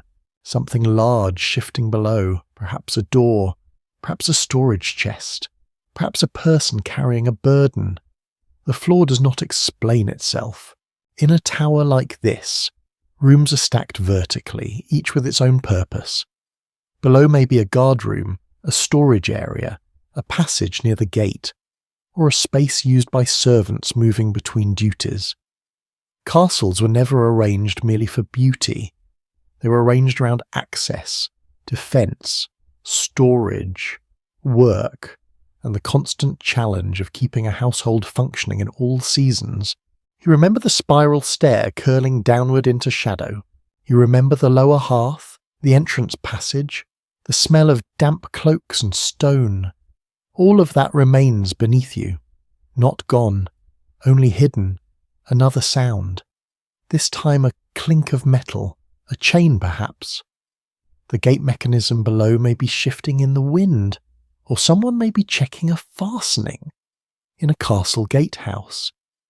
Iron, timber and stone live together noisily. Bolts slide, hinges complain, bars settle, chains hang with the patience of very old servants. A medieval castle at night was full of working noises. Animals stamped in stables, dogs moved in yards, guards crossed passages, servants banked fires, water was carried, doors were barred, even stored goods could creak and settle as temperatures changed. Silence, in the modern sense, was rare. You listen more carefully. The floorboards or beams beneath you give tiny responses to changes below. Not enough to alarm anyone. Just small shifts travelling upward through the structure. Wood carries news differently from stone. Stone swallows. Wood whispers. There is a low murmur now. Voices. Too faint to understand. They rise through some hidden route. Perhaps the stair. Perhaps a gap near the hearth. Perhaps only your imagination shaping wind into speech. Medieval buildings are very good at making you doubt yourself. A voice might travel along a passage and appear in a room where no speaker stands. A footstep might echo from the opposite direction. A door might slam below and sound as though it happened inside the wall. A visiting cleric, sleeping here on some earlier winter night, might have blamed spirits for half of this performance. A practical servant would blame loose shutters, mice, damp wood, and people who never close doors properly. Both explanations have their charm. The one is easier to fix with a hammer. You smile faintly in the dark. The castle makes another noise, a long wooden groan from somewhere above or below. It is not frightening exactly. It resembles a tired person stretching. The storm presses outside, the temperature shifts, and the building answers in its own old language. Determining the exact source of sounds in surviving medieval structures is not always simple. Modern researchers can study acoustics, layout, materials, and later alterations, but a lived castle was busier than a ruin or museum. The noises you hear tonight come from a complete household full of bodies, animals, smoke, tools, and weather. Remove any one of those, and the soundscape changes. A dog barks somewhere below, once, then twice. A distant voice scolds it. The dog falls silent. You imagine it near the lower entrance, ears lifted, suspicious of the storm. Perhaps it heard a loose rope tapping against a post. Perhaps it dislikes thunderous wind. Perhaps it is simply participating in the timeless canine tradition of announcing that something somewhere might exist. The younger servant turns in his sleep. His blanket rustles. The older woman murmurs a word you cannot catch. Then the room settles again. Below, someone walks across stone. The steps are slower than the watchman's outside. These are indoor steps, heavier, less measured. They cross one space, pause, then continue. A latch lifts. A door closes. The sound becomes muffled. You begin mapping the castle in your mind through noise. The lower room with its hearth, the passage to the door, the stair curling within the wall, the gate below, the yard beyond, the stables somewhere farther off, the battlements above. It is like lying inside a great sleeping creature and hearing distant organs at work. Not a glamorous comparison. Perhaps, but medieval realism rarely asks permission before entering the room.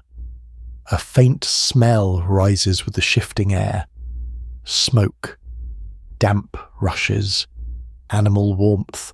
The scent of the lower castle reminds you that floors do not fully separate worlds. The noble chamber, the servants' workspaces, the guard areas, the storage rooms, the animals, the kitchen smoke, all belong to the same structure. Rank may create distance, but smell is a terrible respecter of social boundaries. The fire dims a little more. The glow now sits low in the hearth, red and steady. A piece of ash collapses inward. For a moment, sparks shimmer like tiny insects in the dark. You pull the blanket closer under your chin. The fur edge brushes your cheek. The sounds beneath the floor continue. Softer now. A scrape, a muffled word, a knock. The castle has not finished its day just because you are ready for sleep. That feels important. In modern life, one often imagined night as a clean division from day. Here, night is simply a slower layer of labour. Work thins. But it doesn't vanish. Someone below may be checking the gate. Someone may be carrying ashes. Someone may be tending a sick animal. Someone may be warming hands over a lower fire and pretending not to be tired. The question of who performed which tasks at night varied widely between households. Size, wealth, local danger, and season all mattered. In a small castle, roles overlapped. A guard might help with practical chores. A servant might carry messages. A steward might check stores himself if the weather made everyone nervous. Real life rarely follows the neat categories historians prefer. Another sound rises, a soft chant. No, perhaps not a chant, perhaps someone praying. Perhaps someone half singing to stay awake. The words are blurred beyond recognition, but the tone is low and steady. It lingers for several breaths, then fades. For a moment, the tower seems less cold. Human sound does that. Even when you do not understand the words, a voice in darkness can become a small lamp. Your eyelids grow heavy again. The sounds no longer keep you awake. They begin to arrange themselves around you. Wind above, footsteps below, embers nearby, breathing in the room, the occasional tap of snow against shutters, the distant dog, now silent. The castle has become a lullaby made of labour and weather. You stop trying to identify everything. That is when rest returns. The tower does not promise quiet. It promises shelter. It does not promise solitude. It promises company.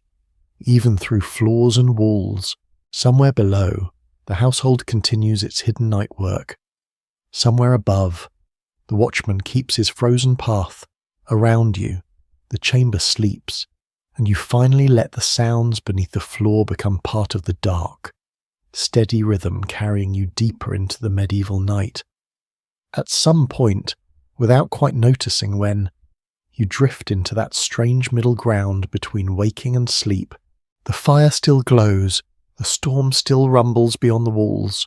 The sounds beneath the floor continue their quiet dance through the castle. Yet your thoughts begin moving differently now. Slower, softer, less interested in explaining every noise, more willing to simply exist among them. You sink deeper into the bed. The ropes beneath the mattress give a faint creak as your weight settles. The blankets have grown wonderfully warm. What seemed rough and practical earlier now feels almost luxurious. The fur covering presses gently across your legs. The linen beneath your hands holds the memory of your body's heat. You understand something medieval people knew very well. Comfort is relative. After hours of cold wind, stone staircases, and smoky air, a moderately warm bed can feel like a royal privilege. The chamber around you has nearly disappeared into darkness. Only the hearth remains visible. Its glow paints faint copper highlights along the nearest wall and leaves the rest of the room in shadow. Occasionally a small flame emerges from the embers, flickers briefly, and vanishes again. The result is a world reduced to essentials: warmth, darkness, breathing, the distant voice of the storm. You shift slightly and feel the curtain hanging near the bed. Not every bed in every castle possessed curtains, of course, but enclosed sleeping spaces were valued where available. Fabric-trapped warmth offered privacy, reduced drafts, and created a smaller world within a larger room. Tonight, that smaller world feels especially appealing. The bed becomes a room within a room, a tiny refuge inside the tower, a shelter within a shelter. A surviving household inventory from a later medieval estate listed bedding with remarkable detail. Sheets, blankets, coverlets, bolsters, pillows, curtains, and furs all appeared separately. Reading such records today reveals how much attention households devoted to sleep and warmth. People might accept many hardships, but they still appreciated a good night's rest whenever circumstances allowed. You approve of this historical priority? The wind strikes the tower again. The sound feels more distant now. Perhaps the storm is weakening. Perhaps you're simply becoming sleepier. Either explanation seems acceptable. Across the room, the steward snores once, not loudly, just enough to establish his humanity. The snore stops, silence returns. Then a few moments later another small snore emerges. The castle appears satisfied with this arrangement. A forgotten detail hidden in some medieval writings involves sleeping positions. Certain religious and medical traditions occasionally offered opinions on how people should lie while sleeping, linking posture to health, digestion, or spiritual considerations. Whether most people followed such advice is another question entirely. On a freezing winter night, practical comfort often wins the argument. You pull the blanket higher, practical comfort wins again. The fire shifts. A small log collapses inward. The resulting shower of sparks briefly brightens the hearth. For an instant you see more of the chamber. The outline of the steward, the older woman wrapped tightly in blankets, the younger servant curled near the wall. Then darkness gathers once more. Everyone has become a shape rather than a person, a breathing silhouette, a sleeping presence. The room feels older now. Not physically older, of course, only more connected to time. As your mind slows, you begin imagining the countless nights this tower has already witnessed. Winter storms long before 1247, travellers stopping here, guards warming frozen hands, messengers arriving after sunset, children falling asleep beside hearths, old people sharing stories, servants carrying candles through darkness, the same walls, the same wind, the same firelight, generation after generation. Castles often changed hands through inheritance, marriage, politics, or conflict. Yet the daily experience of sleeping within their walls sometimes remained surprisingly consistent. The names of rulers might change. The weather rarely cared. Outside, snow continues to fall. You picture it gathering on battlements and roofs, layer upon layer, silent accumulation, no hurry, no urgency, winter accomplishing its work patiently. The image drifts through your thoughts. Then another image follows. The watchman making his rounds. You remember his footsteps from earlier. By now he's probably completed countless circuits through the storm. Perhaps another guard has replaced him. Perhaps he stands beside a sheltered position warming stiff fingers. You hope so, even in dreams. Nobody deserves frozen toes. The evidence from medieval sources rarely tells us exactly what individuals thought while trying to sleep on nights like this. Personal diaries from ordinary castle residents are uncommon, yet human nature provides clues. People worried. People remembered. People planned. People replayed conversations. People wondered about tomorrow. Some things never change. You suspect that many medieval minds drifted through familiar concerns while lying awake beneath blankets. Will the weather improve? Will supplies last? Will visitors arrive? Will spring come early? Will that annoying person finally stop talking about whatever they always talk about? History often focuses on kings and battles. Most nights belong to quieter questions. Your eyelids grow heavier. The boundaries of the room blur. The fire becomes a distant orange star. The sounds of the castle blend together. Breathing, wind, wood, stone. A castle at night possesses its own rhythm, not silence, never silence. Only layers of sound arranged carefully enough to feel peaceful. Somewhere far below, a door closes. You barely notice. Somewhere above, wind slides across battlements. You barely notice. The room continues rocking gently in the slow current of sleep. The bed feels warmer than before. Perhaps because the blankets have trapped more heat. Perhaps because your awareness is fading. Either way, the result is pleasant. You settle deeper. The mattress no longer seems uneven. The rope frame no longer seems strange. The chamber no longer feels unfamiliar. The castle has accepted you. Or perhaps you have accepted the castle. There is very little difference now. The storm remains outside. The fire remains inside. The household sleeps. And beneath layers of wool, linen, fur, darkness, and drifting thoughts, you begin sinking fully into the long medieval night, carried by the same simple comforts that have helped countless people rest within stone walls for centuries. The night deepens, not suddenly, but gradually, as though darkness itself has settled into the cracks of the tower and made itself comfortable there. The chamber remains wrapped in shadow. The fire has become a low red glow. The storm still circles beyond the walls, though its voice now feels farther away, softened by distance, fatigue, and sleep. You drift somewhere between dreaming and waking. The state is familiar to anyone who has ever listened to rain at night, or watched a fire until the edges of thought become blurred. Time behaves differently here. Minutes stretch, hours fold together. The mind wanders where it pleases. A sound wakes you slightly. Not a loud sound, just movement. The older woman has risen. You watch through half-closed eyes as she wraps a shawl around her shoulders and moves carefully through the dim chamber. Her steps are slow and practiced. She does not need a candle. She already knows the room. The fire gives enough light. She pauses near the hearth. For a moment, she stands quietly, warming her hands above the embers.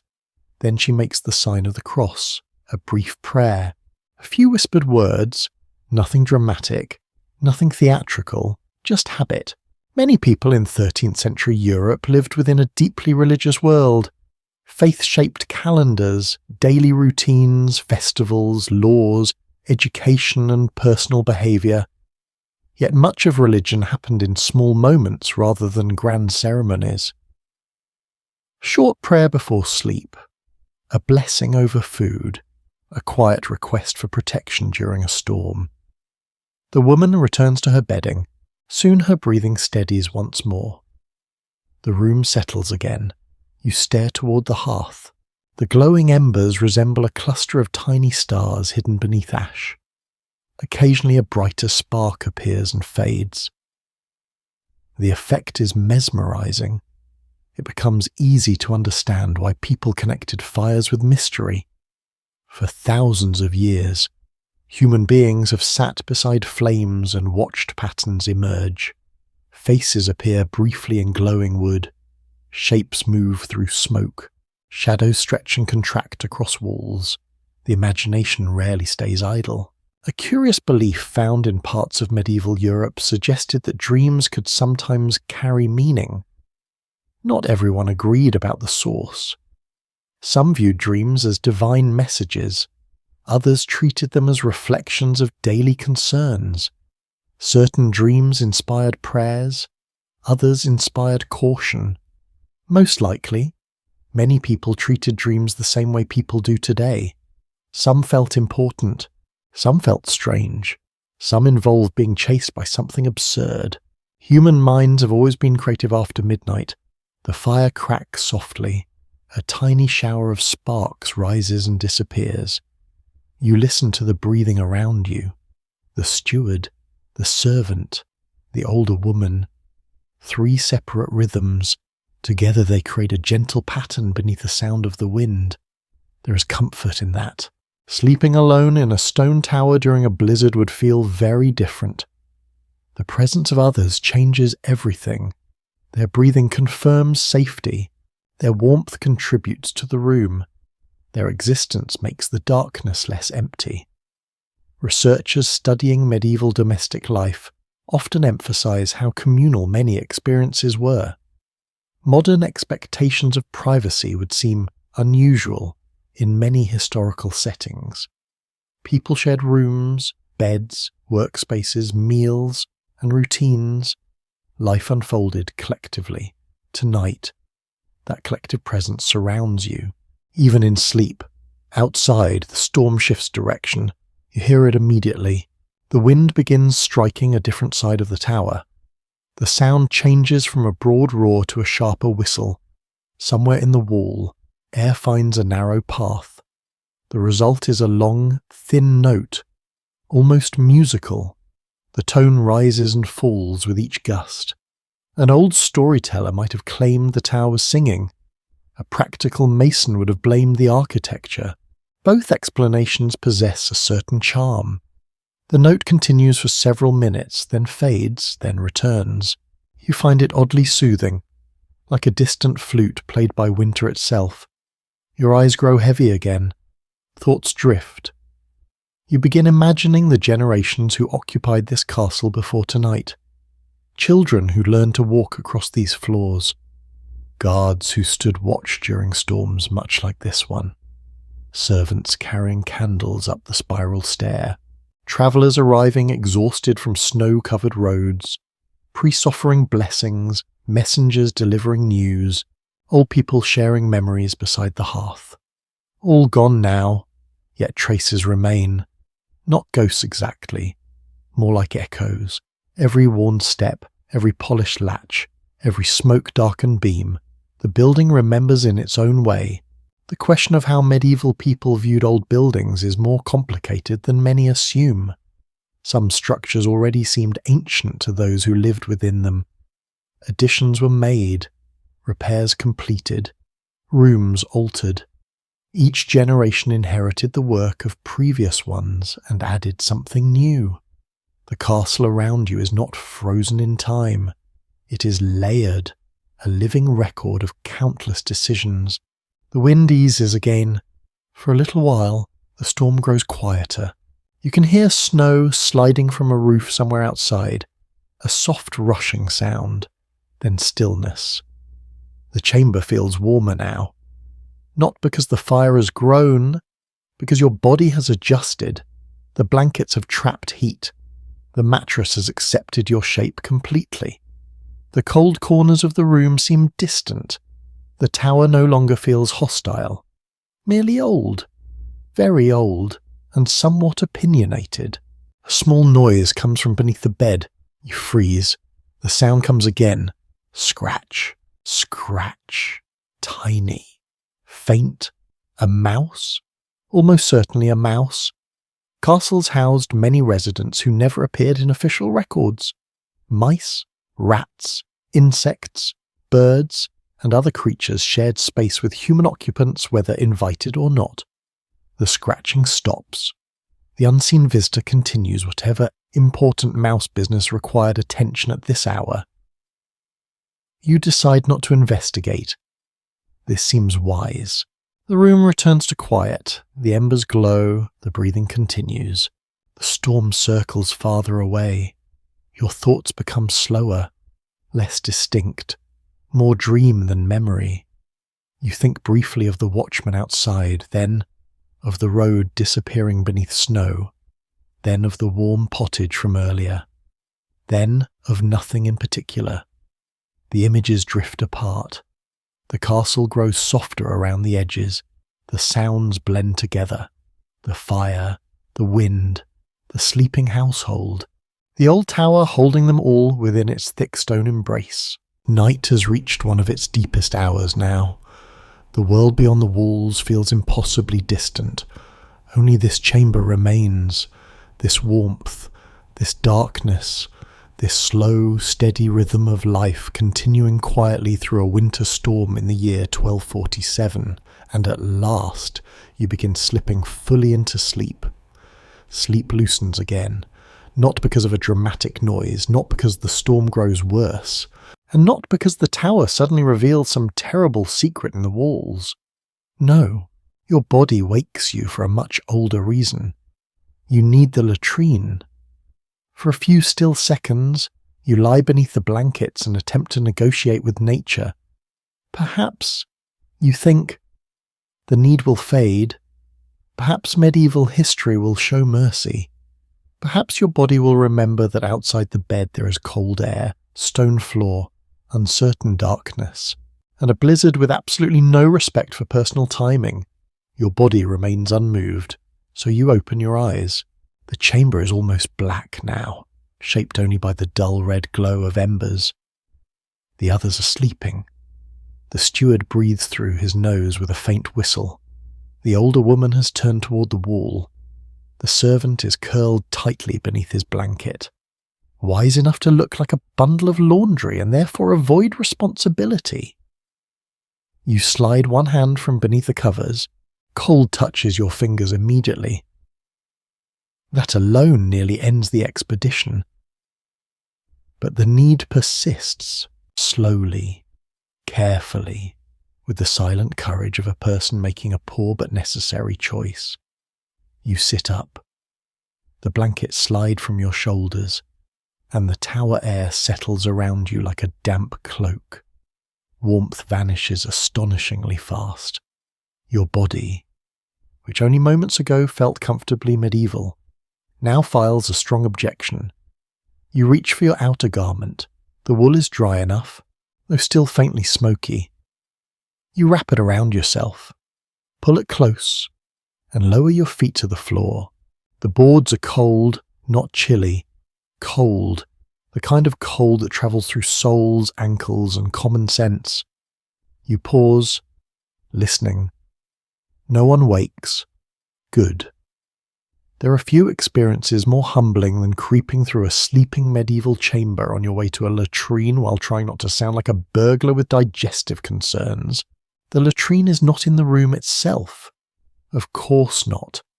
That would be too convenient, and also deeply unpleasant. It lies through a small side opening built into the thickness of the wall or projecting outward in a guardrobe chamber. Depending on this tower's arrangement, castles often included such facilities in upper floors, where waste could drop through a shaft into a pit, ditch, or outer space below. Practical, direct, and absolutely not something one wishes to think about during supper. You move toward the small door. The latch is cold beneath your fingers. It resists slightly, then lifts. A narrow passage waits beyond. The air there is colder than the chamber, sharper and still. You take the lantern from a peg, where a tiny protected flame remains low in its cup, and shield it with your hand. Its weak light reveals stone walls close on both sides. This is not a place designed for lingering reflection. The smell tells you where you are going before the architecture does. It is faint in winter. Thankfully, cold has benefits. In summer, such a space would be much more expressive. Tonight, the freezing air reduces the worst of it, though it cannot erase the truth. Human reality follows every century into every castle. No matter how impressive the battlements look at sunset, you step inside the small latrine space, A narrow seat or opening sits over the shaft. The stone around it is cold, worn, and simple. There is no decoration, no ceremony, no embroidered motto saying comfort awaits. Medieval design can be refreshingly honest when it wants to be. The wind finds this place more easily, somewhere below the shaft. Air moves upward in irregular breaths. It carries a raw winter scent of snow, stone, and the less poetic side of castle life. The lantern flame trembles. The shadows twitch around you. You do what must be done, very quickly, because dignity is important. But so is survival. A small detail that rarely appears in romantic castle imagery is the use of moss, hay, straw, cloth scraps, or other available materials for cleaning. Purpose-made soft paper is not part of your evening. People used what their region, rank, and circumstances allowed. It is one of those historical facts that instantly makes the modern bathroom feel like a miracle with plumbing. You finish and adjust your clothing with cold, stiff fingers.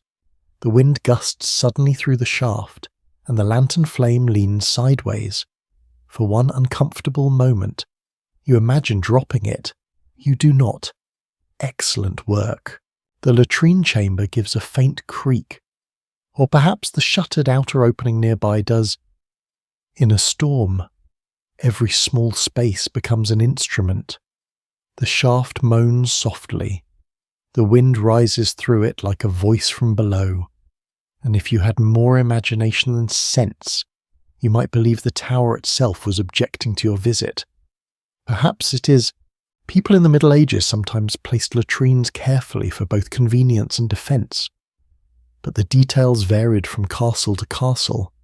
Some guardrobes projected from walls. Others were built into mural passages. Some drained badly. Some were cleared by unfortunate workers. Some may have doubled as storage spaces for clothing because the ammonia smell could discourage moths. Or so later tradition often claims. Whether every version of that claim holds up neatly is not the point at this hour. The point is that medieval practicality had a very strong stomach. You leave the latrine gratefully. The passage back to the chamber feels longer than before. Your feet hurry across cold stone. Your hand tightens around the lantern. The sleeping room glows ahead through the crack of the door, dim and red and wonderfully civilized compared with the icy little chamber behind you. You slip back inside. Warmth meets you like forgiveness. Not much warmth, but enough. The fire has sunk low, yet the room still holds a memory of heat. The blankets on your bed wait in a dark heap, and you have never respected them more deeply. The servant stirs as you pass. For one frozen second, you think he's awakened. But he only turns over, mutters something into his bedding and sleeps again. You return the lantern to its peg. Then you climb back into bed. The first touch of the linen is cold where your body has left it, but the inner layers still hold warmth. You pull the blankets up quickly, tucking them around your shoulders and sides. The fur settles over your legs. Slowly, the chill begins to retreat. You exhale. The relief is enormous. There are many ways to understand medieval life. Through castles and chronicles, through wars and laws, through manuscripts and church records. But sometimes, the clearest understanding arrives through a cold floor at night and the distance between a warm bed and the latrine. History is not only what people built, it is also what they endured quietly, repeatedly, without expecting applause. Outside, the blizzard continues. Inside, the chamber returns to stillness. The fire glows beneath ash. The others sleep on, unaware of your small midnight journey through stone, cold, necessity, and humble gratitude. You settle again, warmer now by contrast, and listen as the tower resumes its slow breathing around you. The latrine door remains closed. The blankets remain heavy, and your modern soul, having survived one medieval inconvenience, decides very wisely to ask for nothing more until morning. The return to warmth feels almost magical, not because the bed has changed. It is still the same mattress filled with imperfect stuffing, the same wool blankets, the same fur covering, the same smoky chamber surrounded by thick stone walls. What has changed is your perspective. After a brief journey through cold passages and a very persuasive reminder of medieval sanitation, the bed now feels like the finest sleeping arrangement in Christendom. You settle deeper beneath the blankets, heat gathers around your body again, the chill retreats slowly from your hands and feet. Outside, the blizzard continues its endless conversation with the tower, but inside the chamber another reality makes itself known. Someone coughs.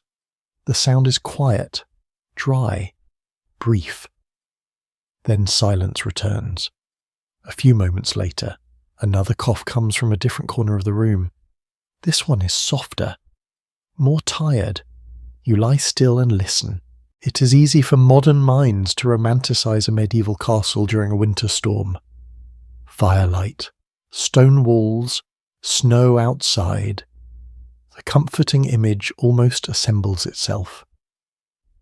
Yet beneath that image exists a more complicated reality. People become cold. People become sick. People breathe smoke. People share rooms. People endure damp air, limited medical knowledge, and long winters. The older woman coughs once into her blanket. Then again, not alarmingly, just enough to remind you that bodies are never entirely separate from the seasons around them. The fire has burned all evening. Its warmth has protected the chamber. It has also filled the room with smoke. Even a good hearth rarely removed all of it. A faint haze lingers near the ceiling. You can smell it now that you're paying attention. Wood smoke, ash, charred oak. The scent has become so familiar that it almost fades into the background. Yet it remains present. Every breath carries a little of it. People living in castles, cottages, monasteries, and townhouses often spent years surrounded by smoke from hearth fires.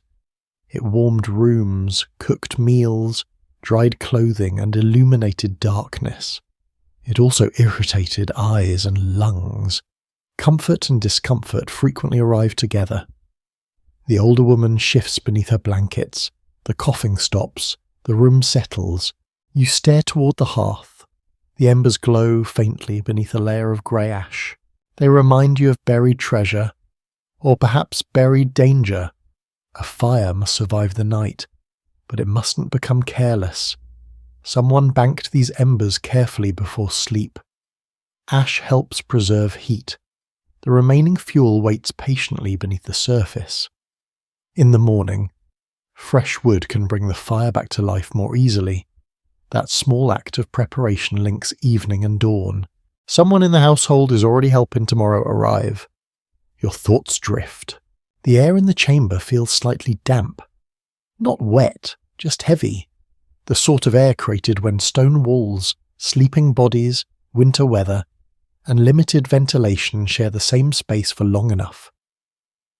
A physician educated in medieval medical traditions might describe the room very differently from a modern doctor. Ideas about health often revolved around balancing qualities such as hot, cold, wet, and dry. Air itself could be discussed in terms of character and influence. You imagine such a physician standing here now. He might examine the room thoughtfully. He might discuss drafts. He might recommend particular foods. He might prescribe herbs. He would almost certainly have opinions. Medical professionals throughout history have rarely lacked opinions. Near the wall hangs a small bundle of dried plants. You noticed it earlier, but paid little attention. Now, in the near darkness, it catches your eye again. Rosemary, perhaps, or sage, maybe both.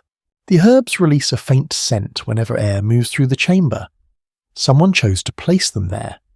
Perhaps of fragrance, perhaps from habit, perhaps because a parent did the same thing years ago.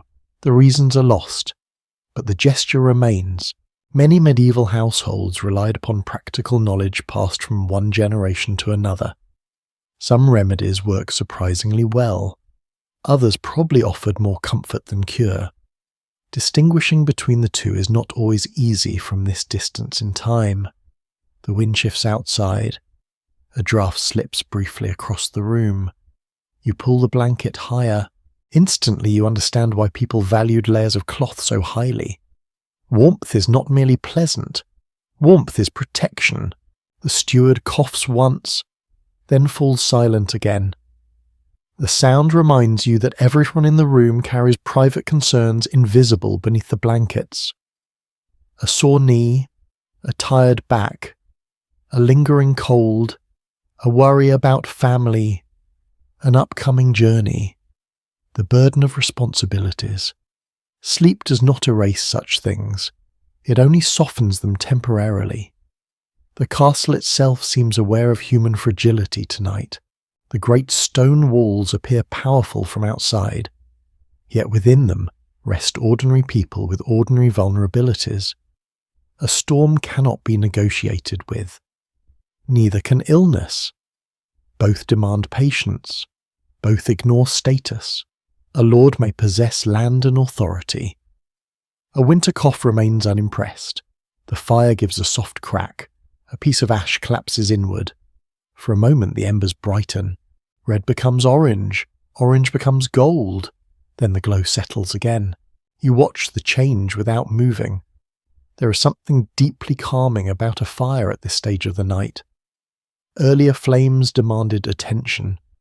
Embers ask only for observation.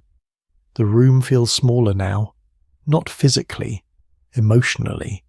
The darkness has hidden corners, furniture, and distance. Only essential things remain visible. The hearth, the sleeping figures, the faint outline of the walls. The world has reduced itself to a handful of shapes and sounds. A mouse scratches somewhere behind the stones. The older woman sighs in her sleep.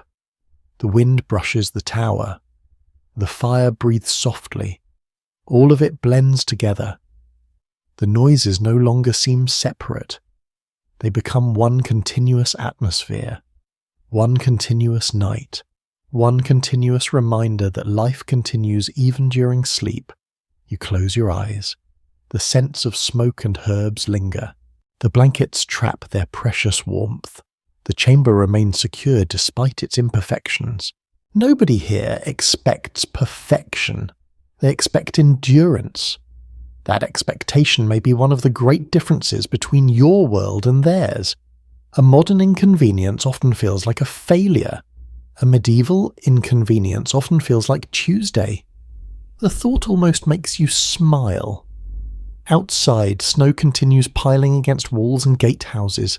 Inside, the sleeping household remains gathered around the fading fire. The steward, the servant, the older woman, you, 4 lives sharing one room while winter prowls beyond the shutters. The coughing has stopped now. The room is quiet again. Only breathing remains. Breathing and embers. Breathing and wind. Breathing and the slow passage of hours. The castle watches over all of it. Not perfectly, not comfortably, but well enough. And for another stretch of the long winter night, well enough is exactly what you need. The storm begins to feel less like weather and more like a wall. You sense it even from inside the bed, without opening the shutters or stepping anywhere near the frozen passage. The wind has changed again. It no longer comes in fierce bursts only, but in a long continuous pressure against the tower, as if the whole night has leaned its shoulder into the castle and decided to stay there until morning. Snow thickens beyond the walls. Roads vanish. Tracks disappear. Distances grow larger. The castle, already enclosed by stone, becomes enclosed by weather too. You lie still beneath the blankets and think of the world outside the gate. Earlier in the evening, there were paths across the yard, cart ruts near the entrance, hoof prints around the stable, perhaps a dark road stretching down toward the village. Now those marks are being softened, filled, erased by dawn. The land may look untouched, as if no one has moved through it for days. That is the quiet power of snow. It edits the world. A messenger expected tonight will not come. A rider sent earlier may have stopped somewhere along the road, sheltering in a barn or manor house, or cursing both horse and weather with equal dedication. News that seemed urgent at sunset now waits behind drifts. Commands, debts, invitations, warnings, gossip. All the little threads that tie one household to another. Slow under the weight of winter, the steward turns in his sleep, and you remember his earlier worry over stores, roads, and the mill path. His concerns now feel less like administration and more like survival made into numbers. Grain in sacks, ale in barrels, salted meat in storage, firewood under cover, hay for animals. These are not boring details. They are the difference between calm and trouble when snow closes the gates. Castles in the 13th century depended on surrounding landscapes more than their stone walls might suggest. Fields, mills, forests, villages, roads, and tenants all fed the household. A castle could store supplies. But it was not magically independent. The blizzard outside makes that truth visible by temporarily cutting the tower off from everything it needs. A faint knock comes from somewhere below, not at your chamber door. Farther down, perhaps from the gate area, you listen. A second knock follows, then voices, muffled, brief. The household is still responding to the storm in small ways. Someone may be checking a bar. Someone may be asking whether snow has drifted too high near an entrance. Someone may simply be annoyed that another someone forgot something before lying down. Medieval inconvenience often travels in circles. The sound fades. You picture the gate below you, dark timber reinforced with iron, closed against the night. Outside it, snow piles in uneven banks. The road beyond the ditch is gone. Even if a rider reached the castle, the last stretch would be miserable, horse legs sinking into drift, wind blinding the eyes, fingers numb around reins, a lantern nearly useless in the white rush of falling snow. It is easy to understand why travel in winter carried uncertainty. People did travel, of course. Merchants, clergy, officials, messengers, soldiers, pilgrims, and ordinary villagers all moved when they had to. But weather ruled the pace. A journey of a few miles could become difficult. A river crossing might turn dangerous. A delayed message might alter plans across an entire estate. You shift beneath the blankets, the bed creaks softly, the chamber remains asleep. Yet the invisible world beyond the tower seems busier in your imagination than the room itself. Somewhere out there, a mill wheel may stand frozen. Somewhere, a shepherd may worry over animals in a low shed. Somewhere, a cart left in the open is slowly becoming a white mound with wheels. The countryside is not empty just because you cannot see it. Near the hearth, a tiny flame appears among the embers. It rises, hesitates, and fades.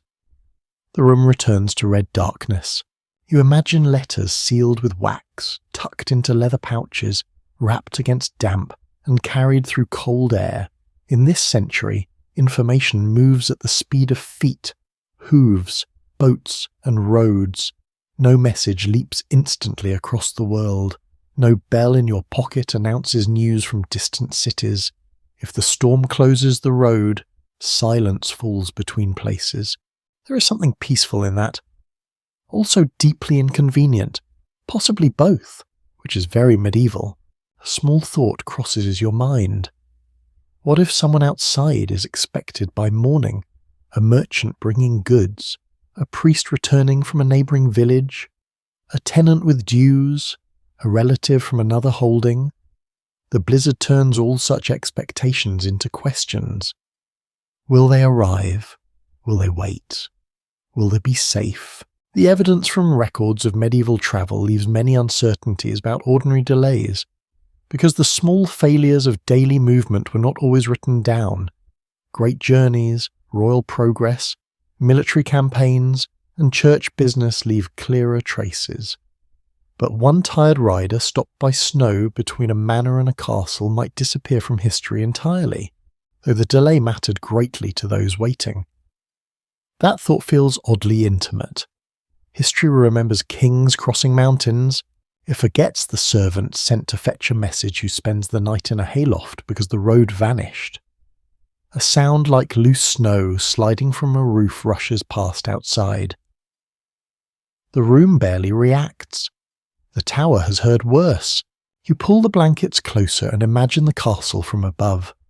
The curtain walls form a dark shape in a white landscape.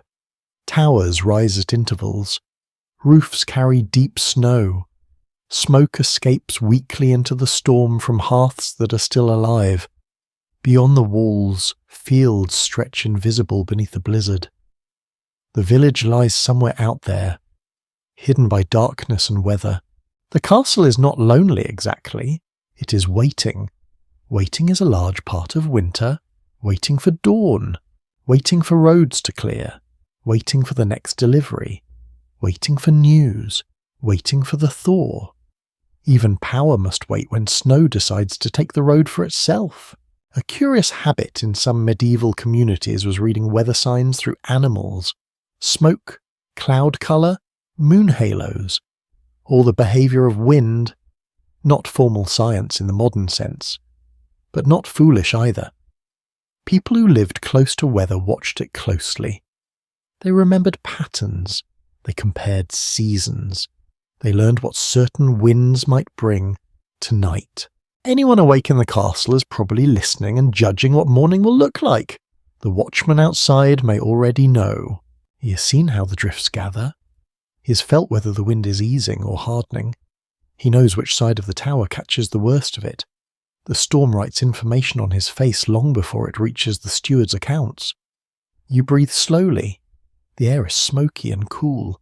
The blankets are warm. The contrast lulls you. The thought of delayed messages becomes less anxious and more dreamlike. Wax seals resting in pouches. Horses standing in shelter. Roads hidden beneath snow. A rider waiting beside a strange hearth. New sleeping somewhere in the dark. Unable to move. For once, the world outside cannot hurry. No command crosses the hills, no gossip reaches the hall, no market bell draws people out at dawn. The storm has placed its quiet hand over the countryside and told everyone to be still. Inside the tower, the household obeys without discussion. The steward sleeps, the servant sleeps, the older woman sleeps.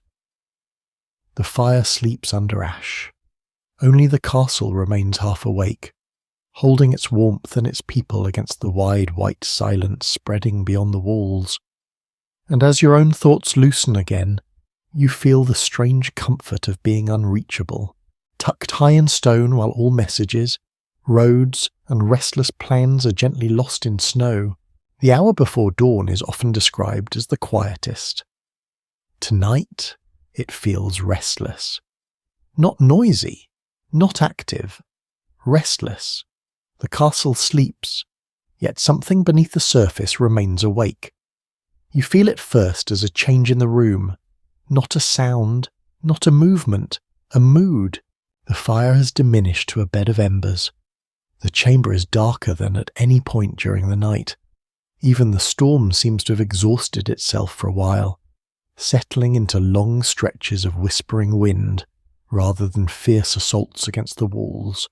You lie still beneath the blankets, warm, drowsy, yet no longer fully asleep.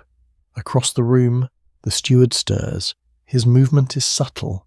A shift beneath blankets, a sigh, then stillness. A few moments later, he turns again. This time he sits up. Not completely, just enough to lean on one elbow. The emberlight catches his face for an instant. His eyes are open. He listens to the room, then to the storm. Then he slowly settles back down. You suspect this is not unusual. Responsibility rarely sleeps as deeply as everyone else. Near his bed stands the chest you noticed hours earlier. Its iron bands catch a faint glimmer from the hearth. Somewhere inside are records, supplies, personal belongings, perhaps keys, perhaps documents that determine rents, obligations, and agreements extending far beyond the castle walls. The chest remains silent, yet its presence explains a great deal. A lord's household does not exist only within these walls. It stretches outward through fields, villages, obligations, and relationships. Snow may isolate the castle physically, but the responsibilities remain. Perhaps the steward is thinking about them now. Perhaps he's simply uncomfortable. The truth remains hidden behind closed eyes and winter darkness.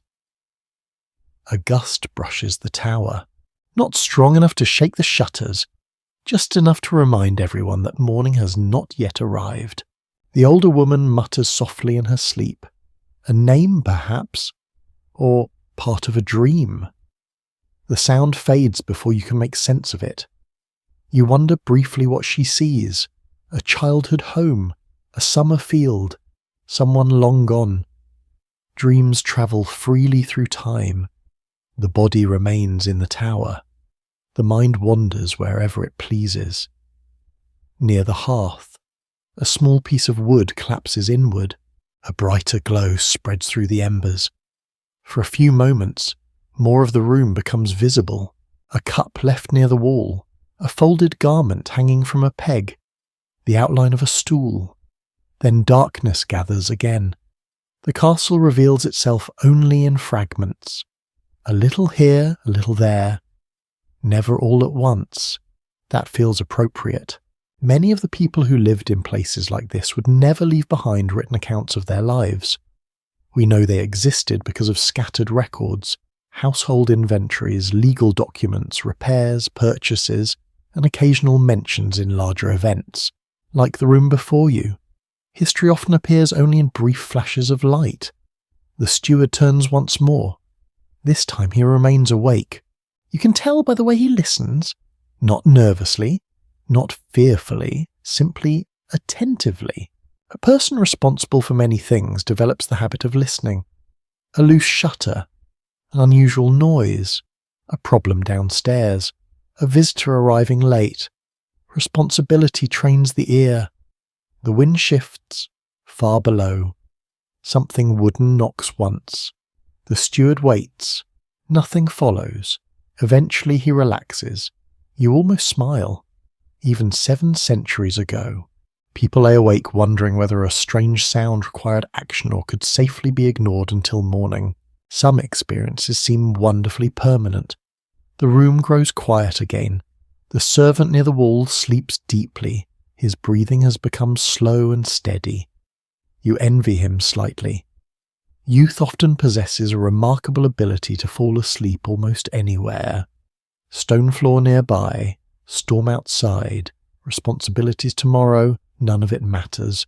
Sleep arrives and takes possession. The rest of humanity spends years trying to recover that talent.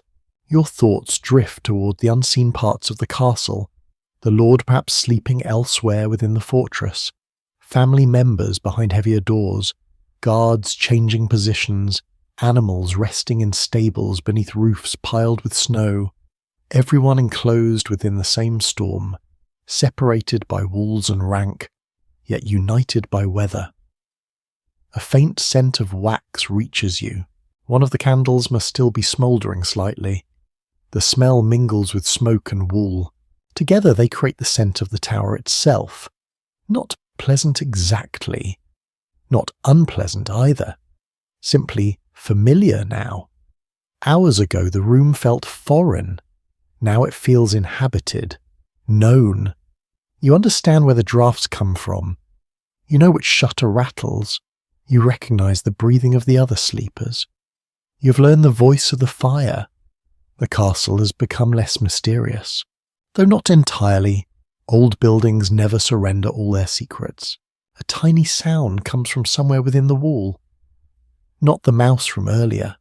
Something different. Perhaps settling stone. Perhaps timber responding to temperature. Perhaps the tower stretching after a long night under snow and wind. The explanation hardly matters. The sound passes. The tower returns to silence. You close your eyes again. The darkness behind your eyelids feels deeper than before. Morning remains distant, yet no longer impossibly distant. There is a subtle difference, a sense that the night has reached its farthest point and begun, very slowly, turning back toward light. The storm seems aware of it too. Its voice lacks the fierce energy of earlier hours. Even the wind sounds tired, like a traveller nearing the end of a difficult journey. The steward finally settles completely. Whatever thoughts kept him awake have retreated for now. The room returns to stillness. Embers glow, blankets rise and fall with breathing. Snow drifts quietly beyond the walls. The castle waits, not for danger, not for visitors, simply for morning, and beneath your blankets, wrapped in warmth carefully preserved against winter. You wait with it, not actively, not anxiously, just quietly. Like the tower, like the sleeping household, like the fading storm itself, together. All of you move through the final hours before dawn, suspended between darkness and daylight, between responsibility and rest, between the long winter night and whatever the snow-covered morning will bring. The fire is dying, not dramatically, not with a final burst of sparks and a theatrical farewell worthy of a stage performance. It simply grows smaller, patiently, quietly. The logs that once crackled brightly have become dark shapes edged with red. The embers still glow beneath ash, but their light no longer reaches very far. Corners of the chamber disappear completely. Furniture dissolves into shadow. The room becomes a place defined more by memory than sight. You know where the table stands. You know where the chest rests. You know where the shutter rattles when the wind turns. You no longer need to see them. The tower has taught you its shape. Outside, the storm continues its long retreat from fury. Snow still falls, but less violently now. The wind remains present, though its anger has softened into something closer to exhaustion. The night feels older, as if the hours themselves have become tired. You pull the blanket closer around your shoulders. The warmth trapped beneath it feels precious. Without the fire's stronger heat, the room gradually begins surrendering itself back to winter. Not quickly, not enough to wake everyone, but enough to notice. The difference reminds you how carefully people had to think about fuel. Every log burned tonight represented work done long before the storm arrived. Trees cut, split, hauled, stacked, protected from rain. A warm winter chamber depended upon months of preparation. The fire now fading in the hearth is the final chapter of a story that began in forest and axe stroke. Near the hearth lies a small pile of wood reserved for morning. You notice it in the dim glow, not much, just enough. The sight is unexpectedly reassuring. Someone planned ahead. Someone always plans ahead in a castle. That simple truth seems to hold the entire household together. The steward keeps records. The servants maintain routines. The guards walk their rounds. The kitchen stores supplies. The stable protects animals. The firewood waits beside the hearth. Every task prepares for another. The younger servant shifts beneath his blanket and briefly opens his eyes. For a moment he appears confused, caught between dream and reality. Then he notices the room, the embers, the sleeping figures around him. Whatever question had reached his mind disappears. He pulls the blanket closer and returns immediately to sleep, a talent you continue to admire. The castle creaks softly. Not a concerning sound, just the quiet language of timber and stone adjusting to temperature and time. The roof beams have carried snow for hours now. The walls have endured wind from several directions. The tower has spent the entire night standing against weather that would make a sensible traveller stay indoors. It responds with occasional murmurs, a groan here, a click there. The noises seem almost companionable now. Much earlier they drew your attention immediately. Now they blend into the background. Familiarity changes everything. A sound that once felt mysterious becomes ordinary. A draft that once seemed annoying becomes expected. The tower has stopped feeling like a stranger. You think briefly about the people who know this place best. The servants who climb the stairs daily. The guards who know every corner of the walls. The workers who can navigate passages in darkness. The steward who probably recognizes individual creaks and rattles the way a shepherd recognizes sheep. Every building develops its own personality. The people who live within it learn the details. A shutter that sticks in wet weather. A door that complains in winter. A floorboard that announces every visitor. Knowledge accumulates slowly, one season at a time. The embers brighten briefly. A pocket of heat hidden within the ash reveals itself. Orange light spreads across the hearth, then fades again. The sight reminds you of breathing. The fire seems alive even now, not awake exactly, sleeping, waiting, ready to return if given fresh fuel. You imagine tomorrow morning, someone will rise before the others, a servant perhaps, or whoever happens to wake first. They will kneel beside the hearth, move the ash carefully, arrange kindling, add small pieces of wood, blow gently on surviving embers.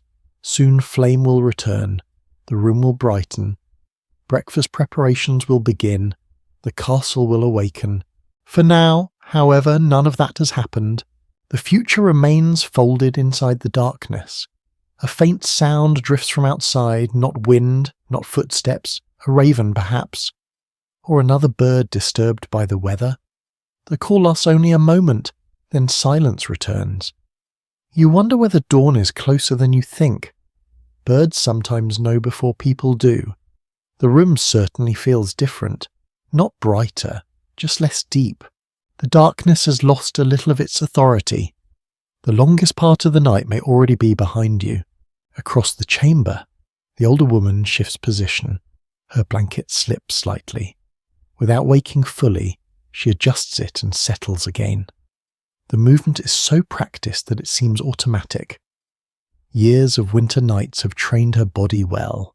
No wasted motion, no unnecessary struggle. Just adjustment and rest. The simplicity feels elegant. Life in a castle often appears complicated when viewed through politics. Inheritance disputes, military obligations, and noble responsibilities.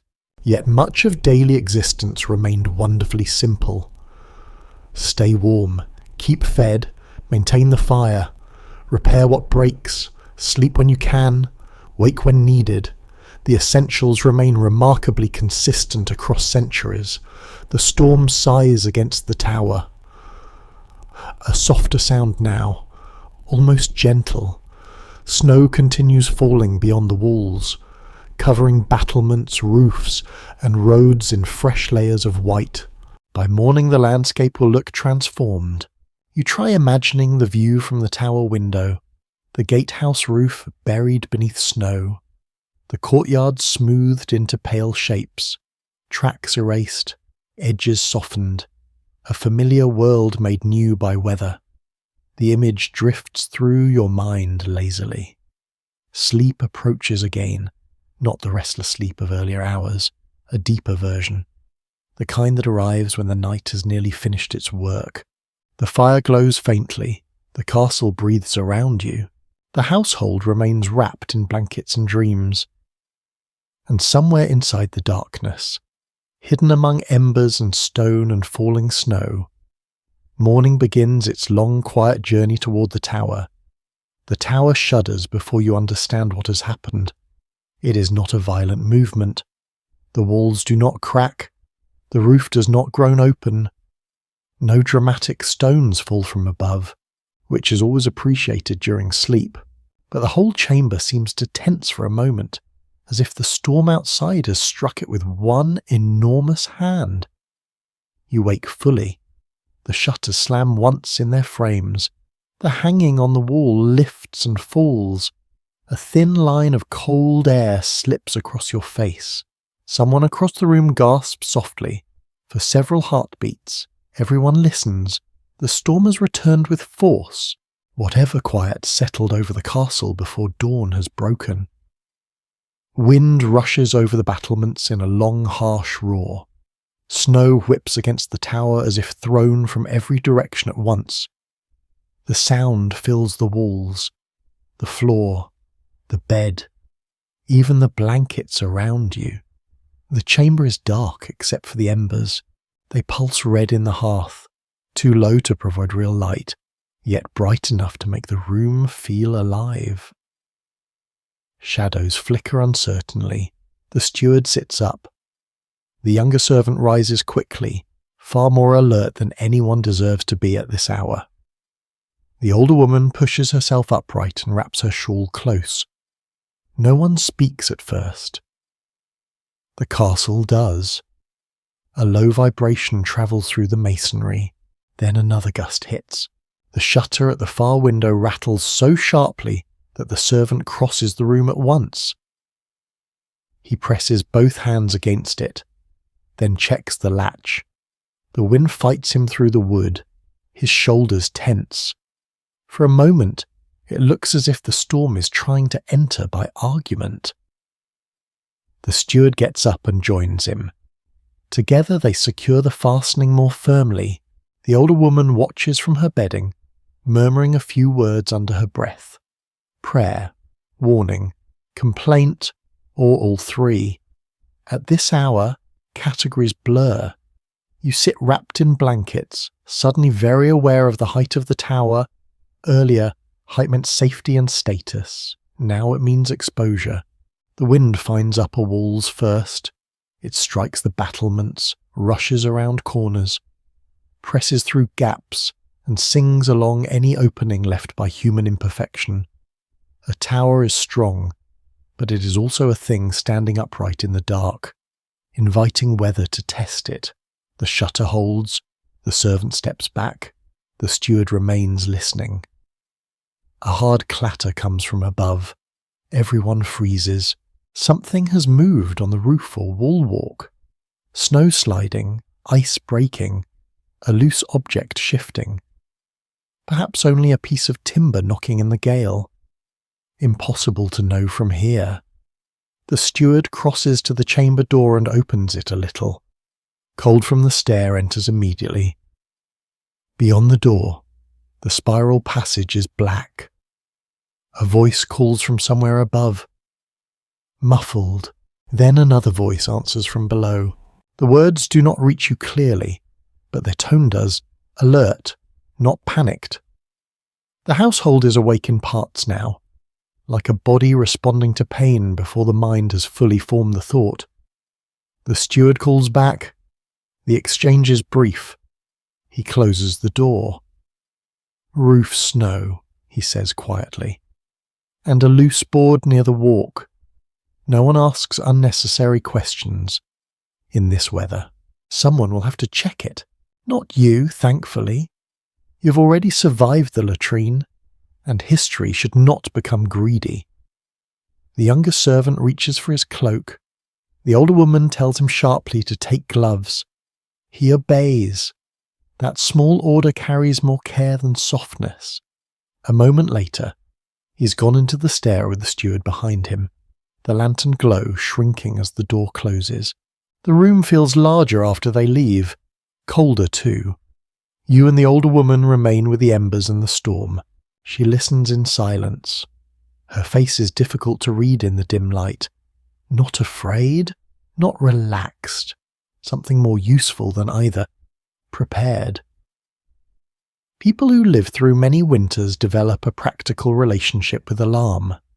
Panic wastes warmth. Denial wastes time. Between the two lies action, and medieval households had plenty of practice finding it. The wind strikes again. The tower responds with a deep hum. You feel it through the bed frame. The rope support creaks faintly beneath you. The older woman glances toward the hearth, then toward the shutter, then settles back without lying down. She's waiting. You wait too. Somewhere outside. Men are moving through snow before dawn, checking boards, latches, roof edges, perhaps battlements glazed with ice. Their lanterns will be weak in the wind. Their hands will stiffen quickly. Their boots may slip on frozen stone. It is an unpleasant job. It is also exactly the kind of job that keeps everyone else safe. A gust throws snow so hard against the shutter that it sounds like gravel. The older woman clicks her tongue, as if personally offended by Weather's lack of manners. The old tower complains. She says, her voice is low but steady. You almost ask whether it complains often. Then you decide some questions are best left sleeping. Instead, you listen with her. The storm seems to move around the tower in circles, testing one face, then another. The sound shifts from roar to whistle to hollow boom. Somewhere above, there is a scrape, then a shout, then footsteps on the stair. The door opens. The steward returns first, bringing cold with him. Snow clings to his shoulders and hair. The servant follows, cheeks reddened, eyes bright. Clutching the lantern carefully, both look wet, irritated, and alive. The loose board has been secured enough for morning. The snow above the passage has shifted, but not dangerously. A hatch is barred more firmly. A guard will check again at dawn.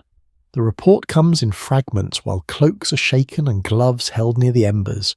No grand crisis, only maintenance under pressure. The most ordinary kind of survival.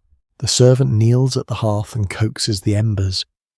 He adds a small piece of wood, then another. He blows gently, turning his face aside when smoke rises. At first nothing happens. Then a thin flame appears, pale and uncertain. It catches a splinter, curls along the dry edge, and grows. The room brightens. Not much, enough. Everyone watches the little flame as if it has performed a miracle. In truth, perhaps it has. After the shuddering darkness, even a modest flame feels brave. The steward removes his damp cloak and hangs it near the wall. The older woman offers a few dry words about people going out in storms with too little sense and not enough wool. The servant accepts this criticism silently, which suggests wisdom beyond his years. The tower still shakes in gusts, but now the chamber feels held again. The shutter is secure, the roof has been checked, the fire has returned. The household has answered the storm and, for the moment, won. You lie back slowly. The blankets welcome you with the loyalty of old friends. Your heart, which had been beating faster, begins to slow. Outside, the blizzard continues its fierce final effort before dawn. It claws at stone, screams along the battlements, and hurls snow into the dark. Inside, the small flame grows steadier. The sleepers settle again, and the tower, having shuddered under winter's hand, remains standing.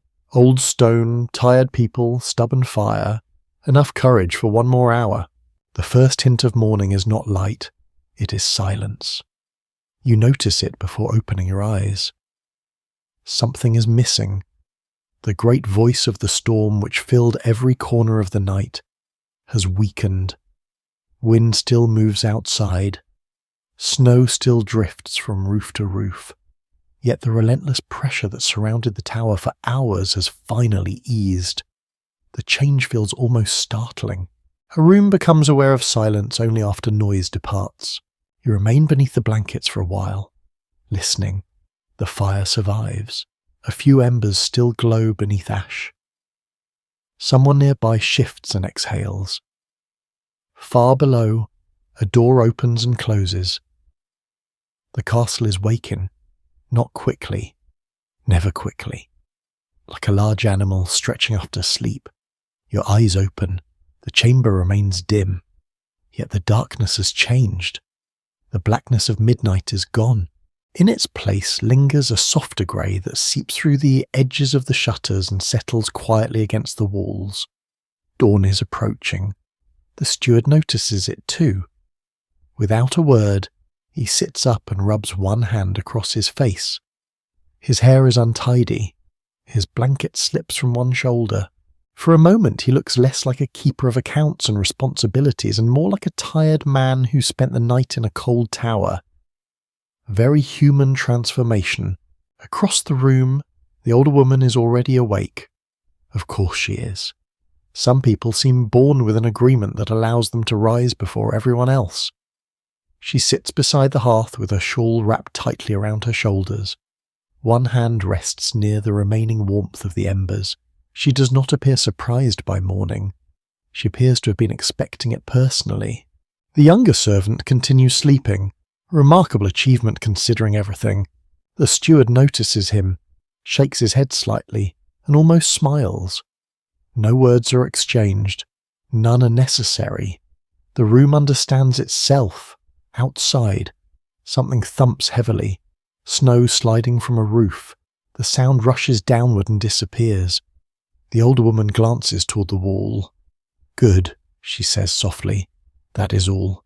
Apparently snow falling where it belongs is excellent news before breakfast. You begin to sit up. The blankets resist. Not physically, emotionally. They've spent the entire night protecting you from cold stone, wandering drafts, and your own questionable decision to leave the bed for the latrine hours earlier. Leaving them now feels almost disloyal. Eventually duty wins. You rise. The air bites immediately. Not as sharply as before. Still enough to remind you that winter remains in charge. The steward crosses to the shutter. The latch lifts. A narrow gap opens. Pale light enters. The room changes at once. Not brighter exactly. Clearer. Shapes return. The table. The chest. The hanging on the wall. The stool beside the hearth. Everything emerges slowly from shadow. You move toward the opening. Outside. The world has vanished beneath snow. The courtyard is transformed. Paths are gone. Tracks are gone. Edges are gone. Everything wears the same white covering. The gatehouse roof resembles a hill. Barrels near the wall have become rounded shapes beneath drift. The battlements carry long ridges of snow shaped by wind. Beyond the walls, the countryside fades into pale distance. Field and road seem almost indistinguishable. You understand immediately why nobody travelled last night. The land itself appears to have disappeared. A rook lifts from somewhere near the wall and beats its wings across the grey sky.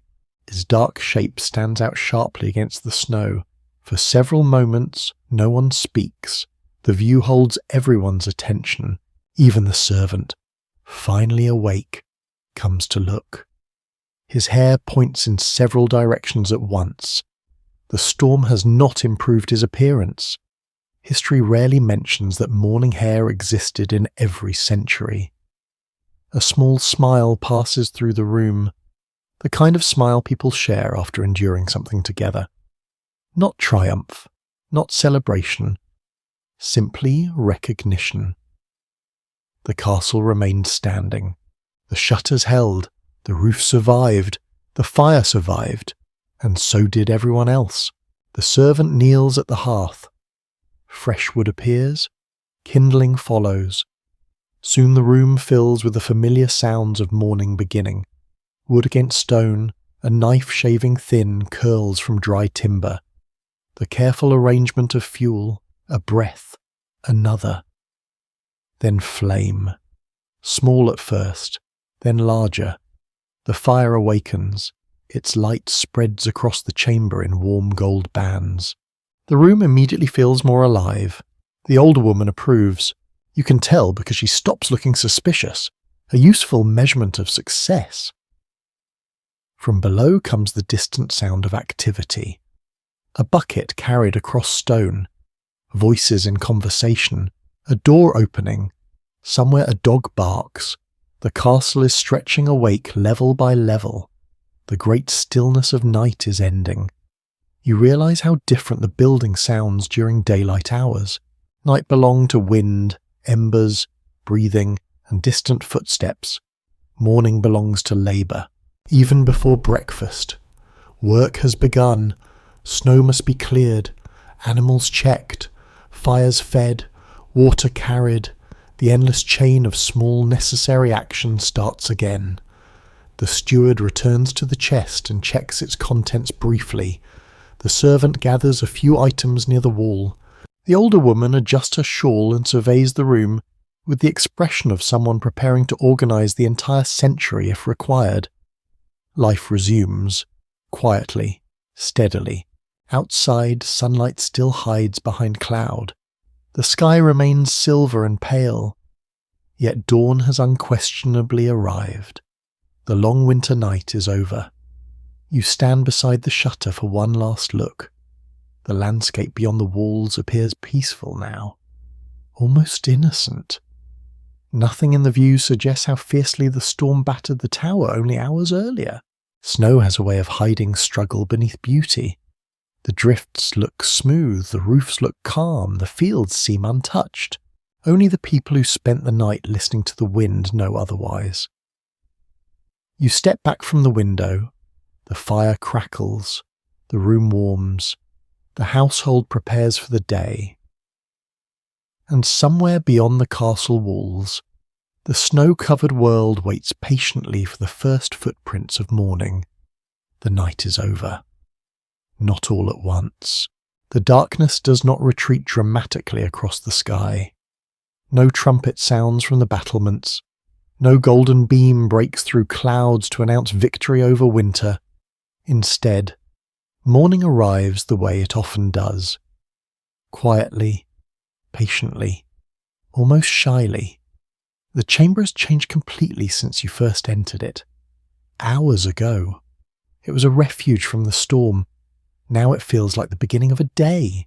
The fire burns steadily again. Fresh wood crackles in the hearth.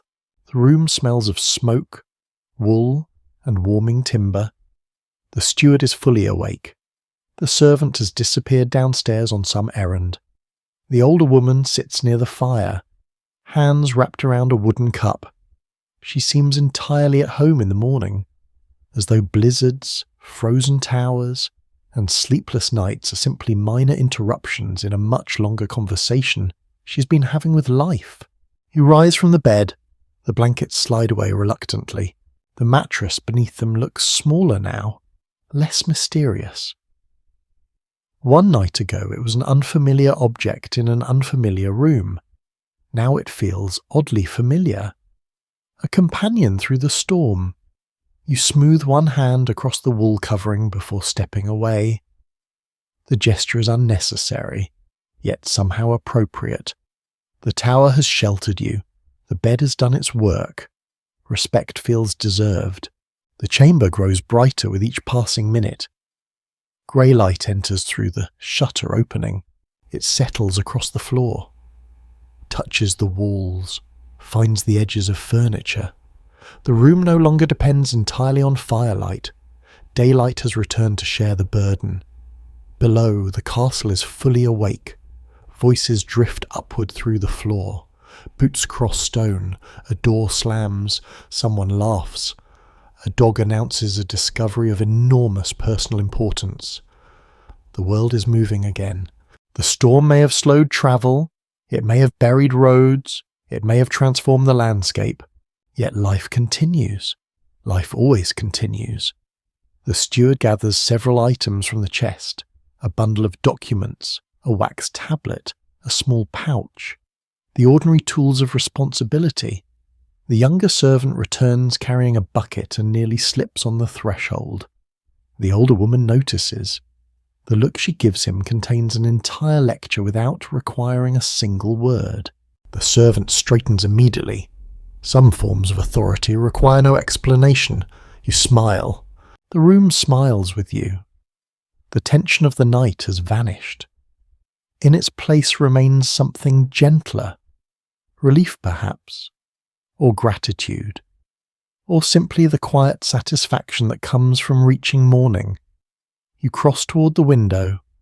The shutter opens wider this time. Cold air enters. Fresh.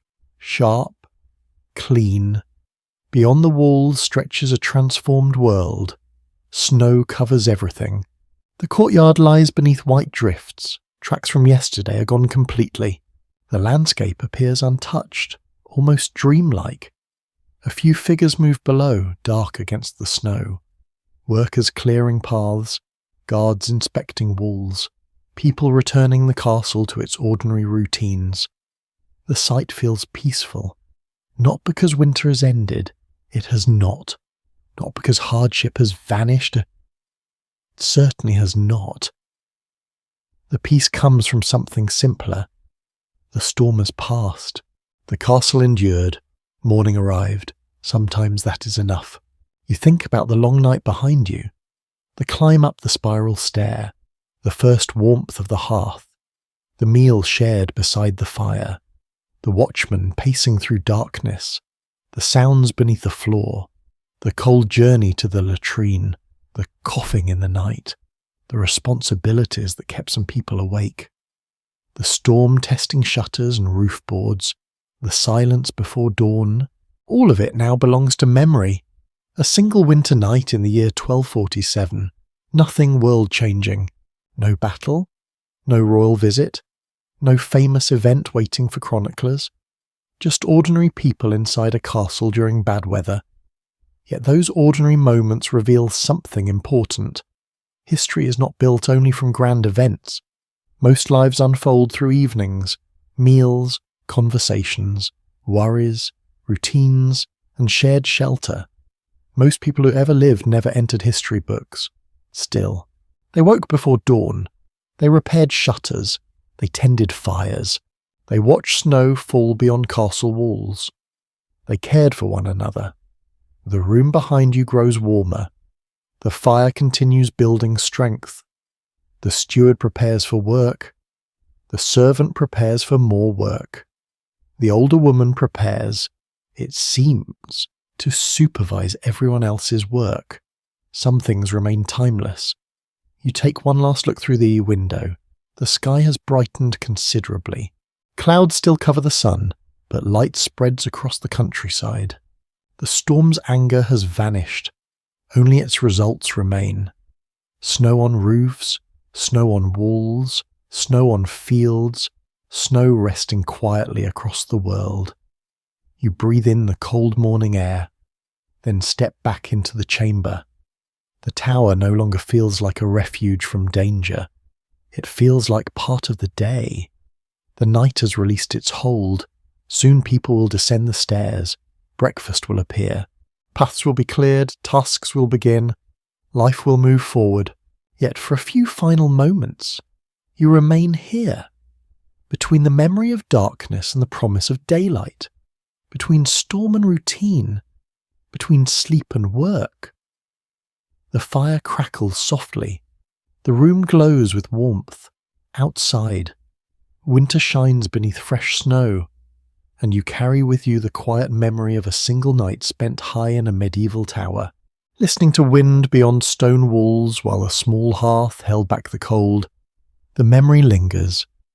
Not because it was comfortable, not because it was easy, because it was human. And sometimes the most ordinary nights tell us the most about the people who lived them. Now the morning waits. The castle waits. The snow-covered world waits. And slowly, peacefully, you leave the warmth behind. Now, as the story fades and the castle grows distant, allow the details to soften. The tower remains standing beneath its blanket of snow. The battlements rest quietly beneath the pale winter sky. The hearth continues to glow somewhere behind thick stone walls. The steward moves about his duties. The servant carries wood and water. The older woman settles near the fire. The watchman finally warms his hands. Life continues gently without you. You do not need to follow it any farther. You do not need to climb another stair. You do not need to brave another gust of wind. The storm has passed. The night is over, the fire is warm, the walls are strong, and for this moment, everything is enough. Imagine the snow beyond the castle, smooth, silent, untouched, the fields resting beneath white blankets, the trees standing still, the roads hidden until another day. Even the wind has grown calm now. Only the occasional drift slips softly from a roof. Only the faintest whisper moves across the hills. Inside the tower, the warmth lingers. The smell of wood smoke remains in the air. The embers glow red beneath ash. The room feels peaceful, safe, steady. Let your thoughts become as quiet as that winter morning. Allow them to drift like snowflakes settling across a sleeping landscape. Nothing needs solving, nothing needs carrying, nothing needs defending. The castle can take care of itself now. The people within it know their work. The fire knows how to burn, the snow knows how to fall, and you can simply rest. Rest beside the fading hearth, rest beneath warm blankets, rest inside the memory of old stone walls and gentle firelight, and as the last traces of the medieval tower disappear into the soft white silence of winter, may your own thoughts grow lighter, slower and calmer. Sleep well, sweet dreams,